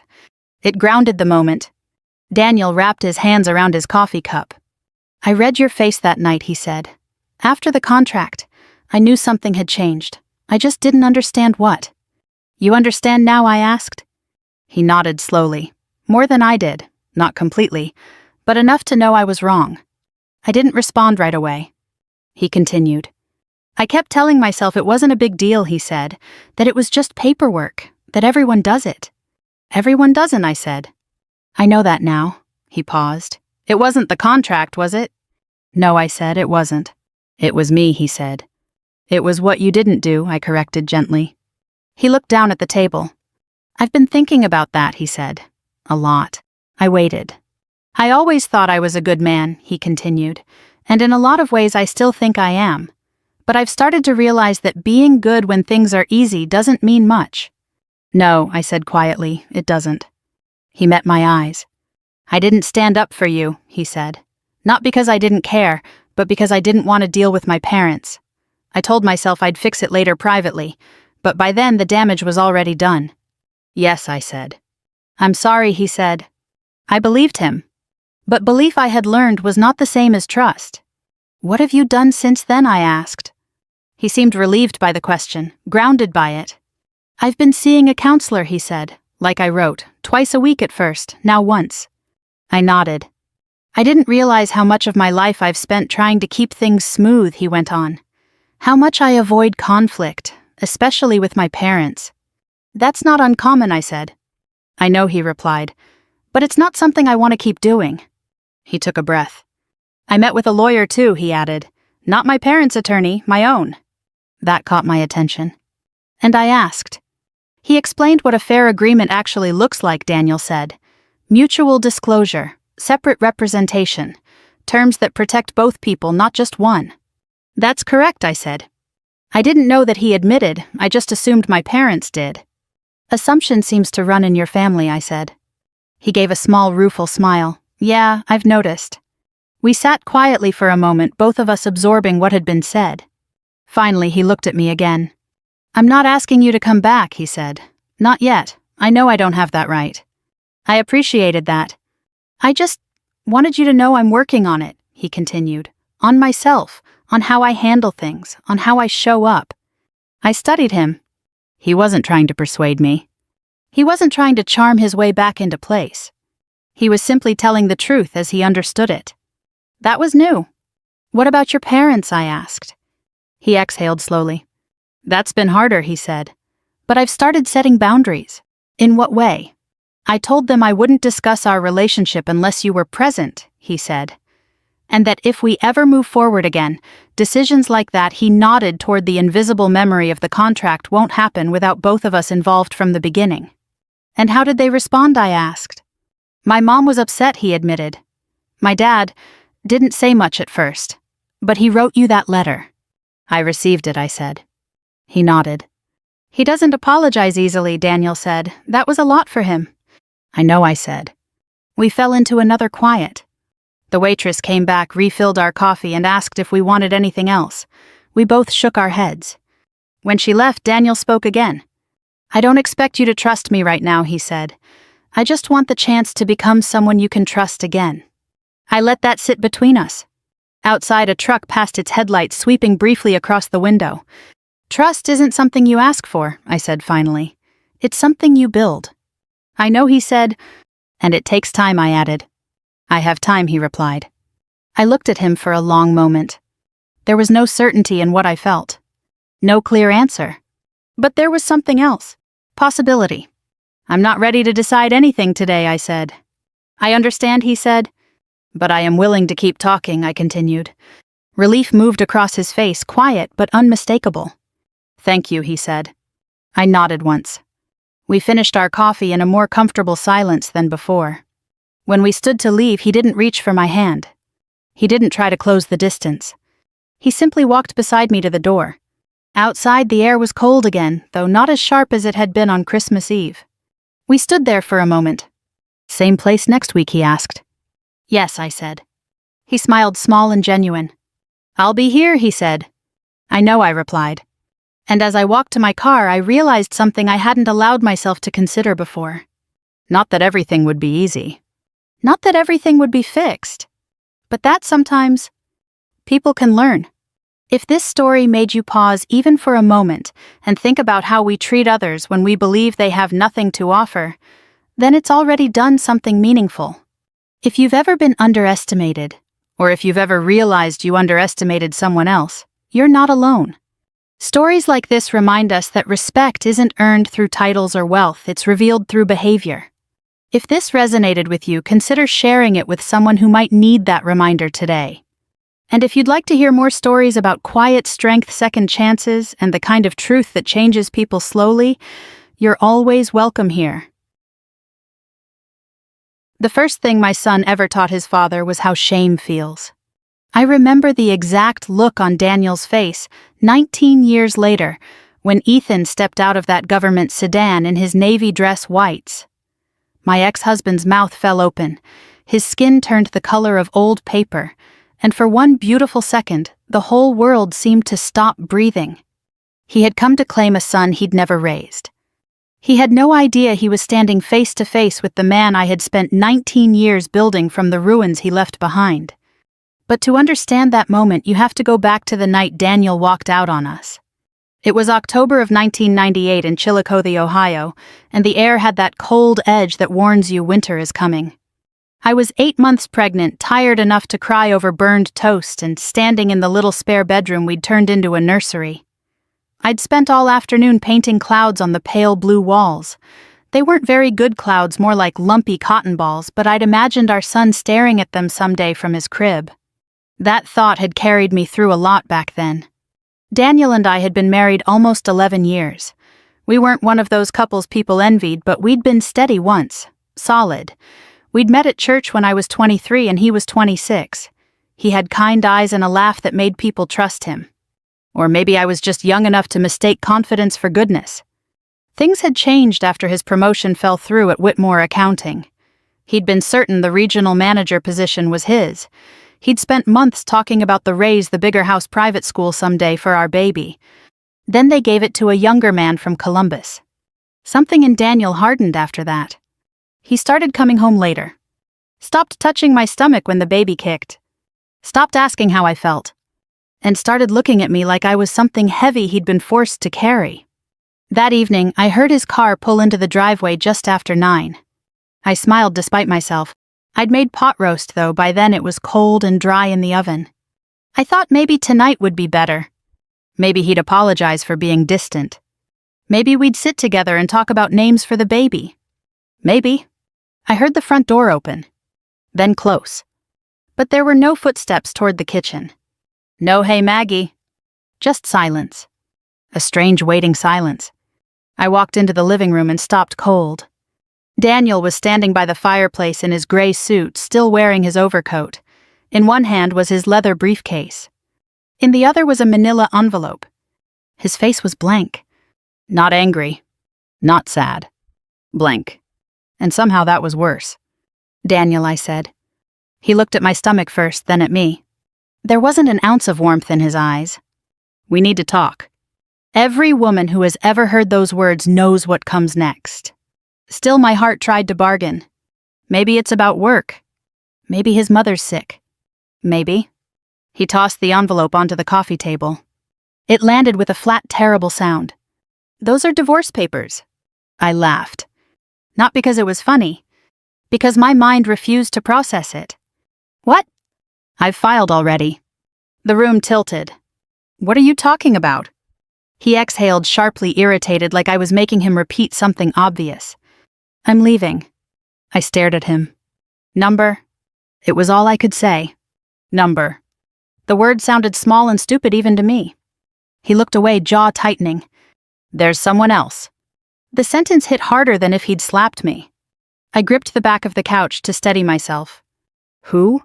"Lydia." His secretary. 26 years old. Bright lipstick and heels too high for office carpeting. I'd met her once at the company Christmas party. She'd called me ma'am. I remember because it made me feel ancient. I swallowed hard. "Daniel, I'm 8 months pregnant." He laughed then. A cold, ugly sound. "Exactly." I blinked. "What does that mean?" His voice rose. "It means I'm done pretending this is what I wanted." I flinched. He stepped closer, years of resentment pouring out like poison finally uncorked. "You and your child are ruining my life." I felt the baby move sharply inside me as if startled. My hand flew to my stomach. Daniel's lip curled. "I never wanted this. I never wanted to spend my life trapped in this town, drowning in bills tied to diapers and feedings and PTA meetings like some pathetic cliché." Tears blurred my vision. "Daniel, please. Get out." I thought I'd misheard. "What?" "Get out of my house." "Our house?" He sneered. "My name is on the deed." I shook my head, trembling. "It's 10 o'clock at night. Not my problem." I searched his face for mercy. For recognition. For the man I married. There was nothing there. Then he said the words I still hear sometimes when the house is quiet enough. "Get out, you idiot." I packed one suitcase.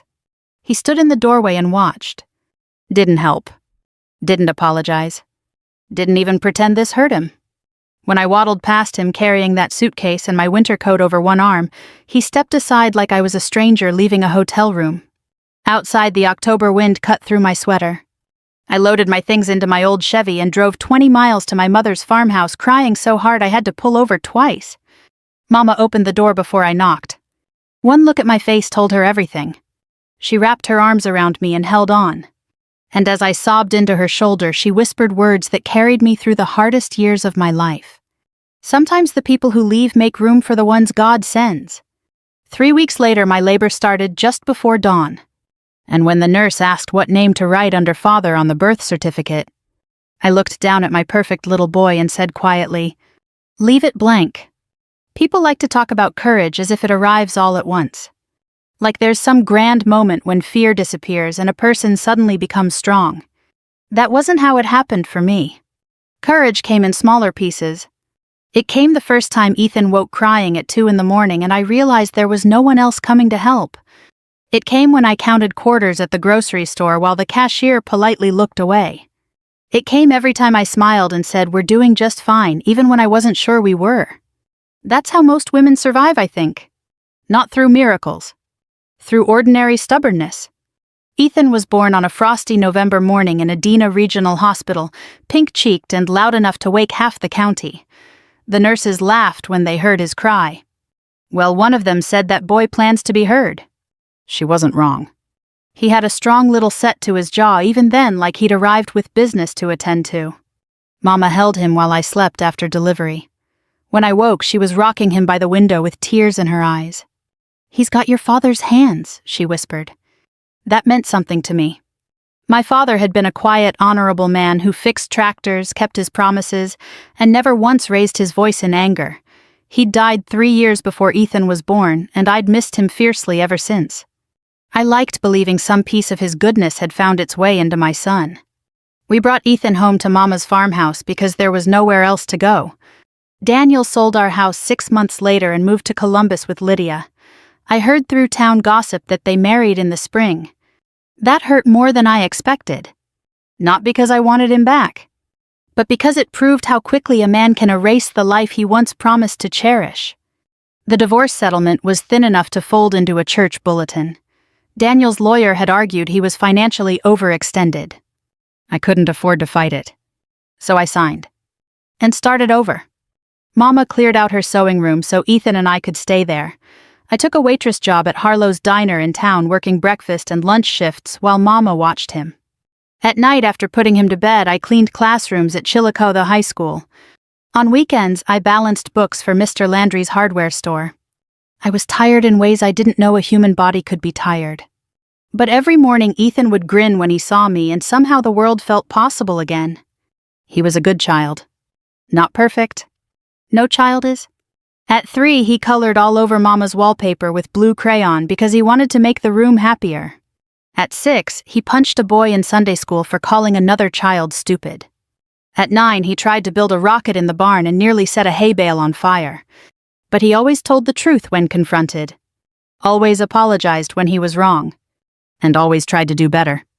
That mattered. When Ethan was 7, he asked about his father for the first time. We were sitting at the kitchen table doing spelling homework. He looked up and said it plainly without drama. "Why don't I have a dad?" I dreaded that question for years. I set down my coffee and chose my words carefully. "Some men help create life," I said, "but very few earn the right to be called father." He frowned in concentration. "Did mine not earn it?" "Number." He thought about that, then nodded, and went back to spelling mountain. Children can accept truths adults spend decades resisting. He never asked again. Not because he didn't care. Because he trusted me. That trust became the sacred responsibility of my life. By high school, Ethan had become the kind of young man people notice. Not flashy. Not loud. Quietly excellent. He played varsity baseball, made honor roll every semester, and volunteered every Saturday at the Ross County Veterans Center. That last part surprised me at first. Most boys his age wanted football games and girlfriends and excuses to avoid responsibility. But Ethan loved sitting with those old men. He listened to their stories about Vietnam, Korea, and in one case even World War II. He treated them with a respect that seemed older than his years. One afternoon I picked him up after volunteering and asked what he liked so much about it. He looked out the truck window for a moment before answering. "They know what matters." I smiled. "What matters?" He glanced at me. "Keeping your word." I had to blink back tears before driving. During his junior year, he came home carrying an envelope from Annapolis. The return address read, United States Naval Academy. My heart nearly stopped. He handed it to me, hands shaking. "You open it." I did. The acceptance letter was only 1 page, but I must have read it 5 times before the words settled into meaning. Appointment offered. Full scholarship. Officer training. A future bigger than anything I'd dared imagine. I looked up at my son, and for a moment all I could see was that newborn baby in the hospital blanket. He smiled nervously. "Well," I started crying so hard I couldn't answer. He laughed and hugged me. Mama, older now and slower in her movements, stood in the doorway wiping her own eyes. "Your granddaddy would be proud," she said. And for the first time in years I thought maybe every hard mile had led exactly where it was supposed to. A month before Ethan's commissioning ceremony, I got curious and searched Daniel's name online. I don't know why. Maybe some part of me wanted proof that life had turned out better for him. It hadn't. Lydia had divorced him after 12 years.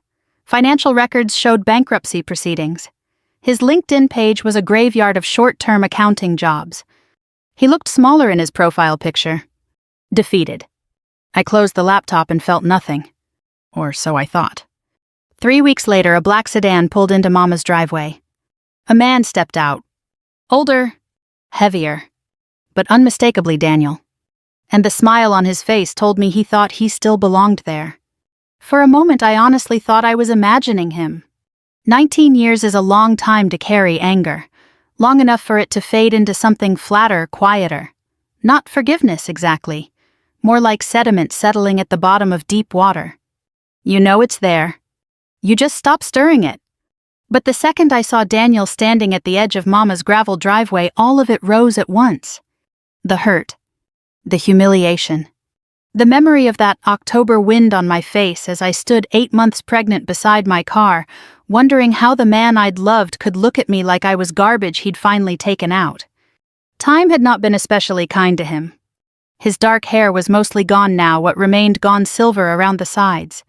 He'd put on weight around the middle and there was a softness to him. I didn't remember the kind that comes from too much disappointment and too little purpose. But his smile was the same. Polished. Practiced. The smile of a man who had spent his life assuming charm would solve what character could not. I stood on the porch and didn't move. Mama was inside napping in her recliner. Ethan was still at officer training in Virginia, due home Friday night. It was Thursday afternoon. The cicadas buzzed lazily in the maple trees. And my past had come calling. Daniel lifted one hand as though we were old friends. Maggie. No one had called me that in years. Not since him. Why are you here? He gave a small laugh, almost wounded. That's quite a greeting. I said nothing. His smile faltered. He glanced toward the house, then back at me. I'd like to come in. Number. The single word landed harder than I expected. His expression tightened. I drove 2 hours. That was your decision. For a second, I thought he might turn around and leave. Instead, he sighed dramatically and climbed the porch steps. Up close, I could smell expensive cologne trying and failing to cover stale sweat. He folded his hands like a man preparing for prayer. I'm here to see my son. There it was.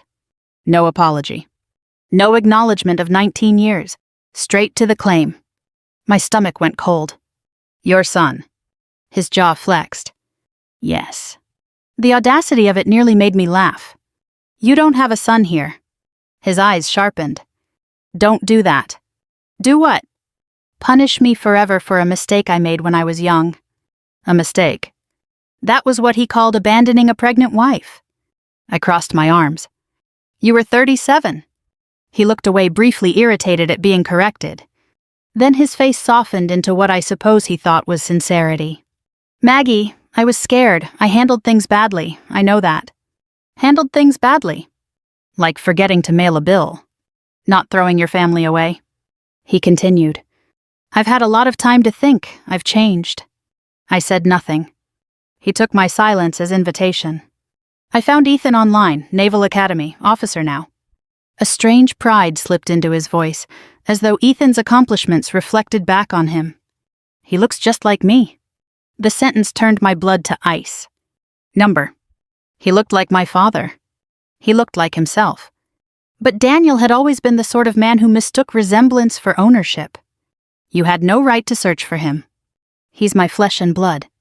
There's more to fatherhood than biology. His face hardened. There are legal rights here.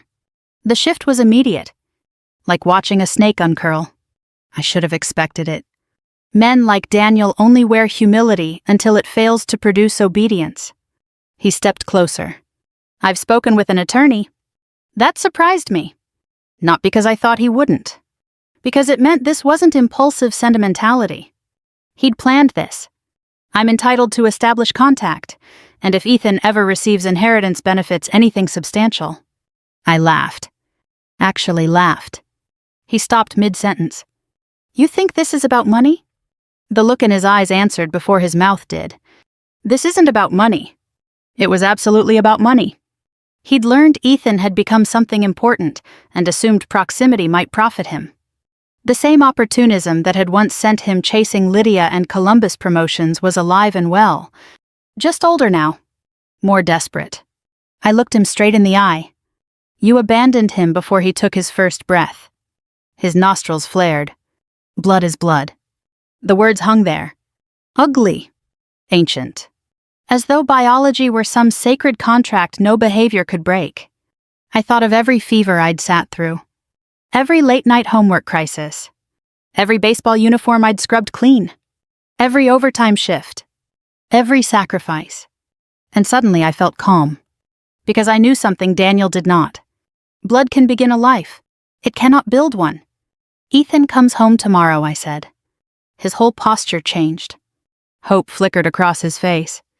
He pictured what he wanted to see. A curious young man longing to know his father. A son eager to fill some imagined emptiness. He smiled. Good. I opened the screen door. Come back Saturday morning. His smile widened. For one terrible second he actually looked triumphant. As if he had already won. I knew you'd do the right thing. I almost corrected him. But I didn't. I simply watched him walk down the porch steps and back to his car. When he drove away, gravel crunching beneath his tires, my hands began to shake. Ethan arrived home Friday just after 8. Mama cried when she saw him. I did too. He'd grown leaner, stronger somehow. There was a stillness to him now, the kind men carry when responsibility has shaped them. Over dinner after Mama went to bed, I told him everything. Not the softened version I'd given him as a boy. Everything. The divorce papers. The affair. The words Daniel had said. Get out, you idiot. Ethan listened without interruption, his face unreadable. When I finished, silence filled the kitchen. Finally, he reached across the table and covered my hand with his. You should have told me sooner. I wanted to protect you. His grip tightened gently. You did. Then he leaned back and looked toward the dark window. Let him come. There was no anger in his voice. No excitement. Just certainty. And somehow that certainty unsettled me more than rage ever could. Because in that moment I realized my son had become a man fully capable of facing the ghost who made him. And Daniel had no idea what was waiting for him. Saturday morning arrived clear and cool, the kind of early Ohio autumn day that makes the whole world feel freshly washed. The maple leaves along the driveway had just started turning gold. Mama was already in the kitchen baking biscuits, humming an old Patsy Cline tune under her breath like she did whenever she was nervous. She knew what was coming. None of us said much over breakfast. Ethan sat at the table in a plain gray t-shirt, drinking coffee and reading through something on his tablet. Calm as ever. No fidgeting, no pacing. No sign at all that he was about to meet the man who had abandoned him before he was born. I studied him over the rim of my mug and marveled at how self-contained he had become.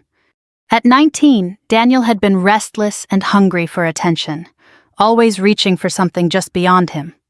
At 19, Ethan already seemed anchored, steady in ways many men never become. He caught me staring and smiled. You okay? I nodded too quickly. He set down the tablet. Mom. There was something about the way he said it. Firm, gentle, reassuring. The way I used to say his name when he was small and afraid of thunderstorms. It nearly undid me. I just hate that he gets to walk in here after all this time. Ethan's expression softened. He doesn't get anything. I looked at him. He gave me the smallest smile. He gets whatever we decide to give. And just like that, the fear loosened its grip. At exactly 10:17, a dark Lincoln sedan rolled up the gravel drive. Daniel was punctual. He always had been when he wanted something. He stepped out in pressed khakis and a navy blazer, dressed like a man auditioning for respectability. He carried a bakery box from Schmidt's in Columbus, as though cinnamon rolls could make up for 19 years. Mama snorted when she saw it. Cheap man's peace offering. That made Ethan grin. Then another vehicle turned into the drive. A black government SUV. Daniel frowned. The SUV stopped near the porch. A uniformed driver stepped out briskly and opened the rear passenger door. And then Ethan emerged. He was dressed in full U.S. Navy service whites. Immaculate. Every line crisp, every button polished, every movement measured and composed. The morning sun caught the gold shoulder boards and gleamed against the bright white fabric. For one breathless second, even I forgot to move. He looked extraordinary. Not because of the uniform, because of the man inside it. Disciplined. Earned. Whole. Daniel froze halfway up the porch steps. The bakery box slipped in his fingers. His mouth opened slightly. He had expected a boy. Instead, he was looking at a naval officer. At the life he had forfeited before it began. Ethan climbed the steps and gave me a quick kiss on the cheek. Then he turned to Daniel. Mr. Reeves. Not Dad. Not Father. Mr. Reeves. The title landed like a slap. Daniel blinked, then forced a smile. Son. Ethan lifted one hand. Not rude. Simply final. My name is Lieutenant Ethan Reeves. The silence that followed was sharp enough to cut paper. Daniel swallowed. Yes, of course, Lieutenant. He extended his hand. Ethan looked at it for half a second before shaking it once. Firmly. Without warmth. Then he stepped aside. Come in. We sat in the living room. Mama remained in her recliner knitting, which was her way of supervising without appearing to. I sat beside the window. Ethan took the armchair opposite Daniel. Daniel perched on the edge of the couch like a man at a job interview. He smiled too often. Talked too quickly. Tried too hard. I've followed your achievements, he said. Ethan's face revealed nothing. Have you? Daniel hesitated. Well, online, news releases, academy notices. How thoughtful. The politeness in Ethan's voice was devastating. Daniel cleared his throat. I'm proud of what you've become. That was the first crack. Because even he heard how empty it sounded. Ethan leaned forward slightly. Why? Daniel blinked. What? Why are you proud? Well, because you're my son. Ethan held his gaze. What's my birthday? The question hit like a hammer. Daniel froze. His eyes flicked briefly toward me, hoping for rescue. I gave none. April, he said uncertainly. Ethan's expression didn't change. My birthday is November 12th. Daniel's ears reddened. Ethan continued. What hospital was I born in? No answer. What was my first school? Silence. What position did I play in Little League? Nothing. Ethan sat back. Calm as still water. My mother worked 3 jobs so I could stand where I stand. She missed sleep meals and years of comfort. Daniel's breathing quickened. Ethan's voice remained even. You gave DNA, she gave a life. The words struck harder because they were spoken without anger. Just truth. Daniel's face collapsed. For the first time since arriving, the performance dropped away. He looked old. Not merely aged. Old in spirit. His eyes filled. I was wrong. Ethan regarded him quietly. Then said something I will never forget. No, wrong is forgetting an anniversary or saying something cruel in anger. He leaned forward. Absence is a choice repeated every day for 19 years. Daniel's breath caught. And then to my astonishment he began to cry. Not dramatically. Not manipulatively. The way men cry when denial finally breaks and they see the wreckage clearly. I was ashamed, he whispered. No, Ethan said. You are ashamed now. Back then you were selfish. The precision of it left the room still. Daniel lowered his head. He didn't argue. Couldn't. After a long silence, he looked up. His voice was smaller than I had ever heard it. Is there any way to fix this? Ethan didn't answer immediately. Instead, he turned to me and waited, giving me what Daniel never had. A choice. In that moment, I understood that whatever happened next would not be revenge. It would be something far harder and far more powerful. Grace, if we were strong enough to offer it. For most of my life, I believed justice would feel louder. I thought if the day ever came when Daniel Reeves finally understood what he had done, there would be thunder in it. Some great satisfaction, some sharp and glorious sense of balance restored. Instead, what I felt sitting there in Mama's living room was something quieter. Not triumph, not even relief. Just stillness.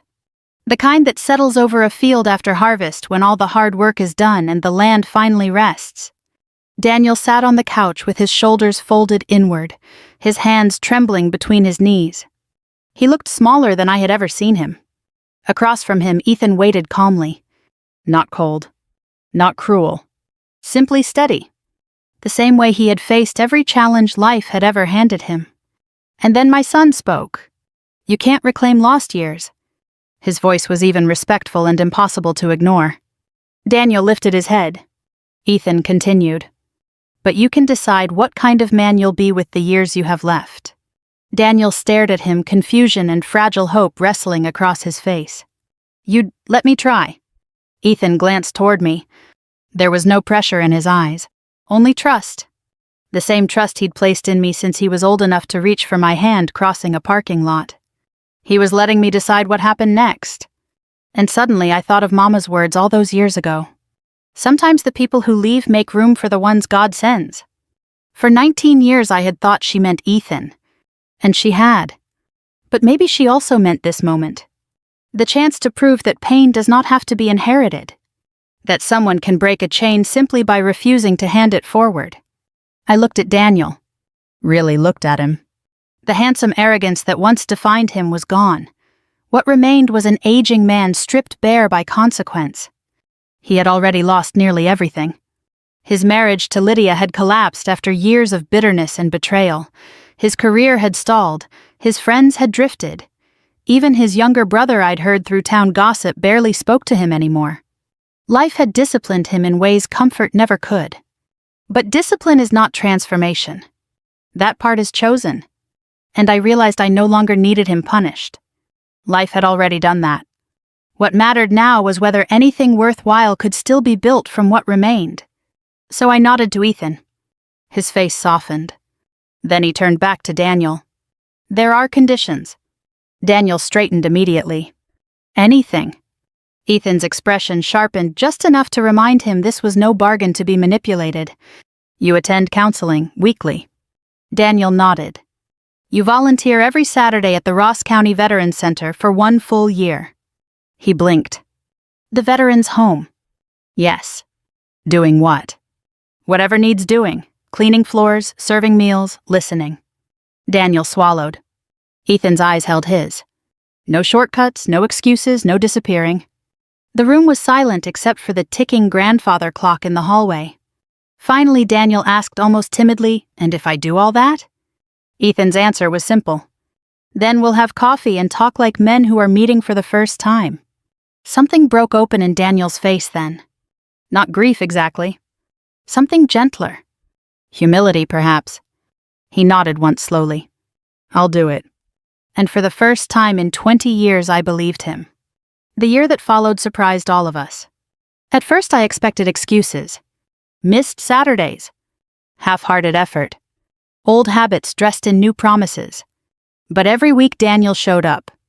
At the Veterans Center he mopped floors, wiped tables, delivered meal trays, and sat for hours listening to old men tell stories he had no choice but to hear. Stories about sacrifice, duty, regret, honor. And slowly, almost imperceptibly, he changed. Not dramatically. No grand speeches. No desperate attempts to force closeness with Ethan. Just quiet consistency. The kind that cannot be faked for long. The counselors later told Ethan he never missed an appointment.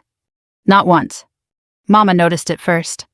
He carries himself different now, she said one afternoon after spotting him through the Veterans Center dining room window. She was right. The old hunger was gone from him. In its place was something humbler. Something steadier. It made him look more like a man and less like a performance. Exactly 1 year later, on a cool October morning, Ethan invited him for coffee. The same farmhouse. The same kitchen table where I had once told my son the truth about his father. Daniel arrived early, carrying no gifts this time. No bakery box. No props. Just himself. And somehow that was enough. The three of us sat together while sunlight spilled across the old pine table. They talked for nearly 2 hours. About Ethan's assignment in naval intelligence. About leadership. About responsibility. About the things that shape a man. Not once did Daniel call himself Dad. Not once did Ethan offer the title. Some things are not restored. And that is all right. Not every wound becomes invisible. Some simply heal strong enough to carry. When Daniel finally stood to leave, he paused at the door and looked back at me. There were tears in his eyes. I don't expect forgiveness, he said quietly. I studied him for a long moment. Then I gave him the truest answer I had. You already have what matters more. He frowned. What's that? A chance to become worthy of it. He nodded slowly. And for the first time in all the years I had known him, he smiled without wanting anything in return. Then he left. And I watched him walk down that driveway like a man finally heading home. If this story stirred something in your heart tonight, maybe that feeling has a name. A memory. A regret. A person you've been meaning to call. Life gives us fewer tomorrows than we think. If there's someone you still need to forgive or someone you need to become worthy of, don't wait too long. And if stories like this remind you that grace can still grow in broken places, I hope you'll stay a while, share your thoughts below, and join us again. Because sometimes healing begins simply by remembering we are not alone. The boy Daniel rejected became the man who taught him how to come home.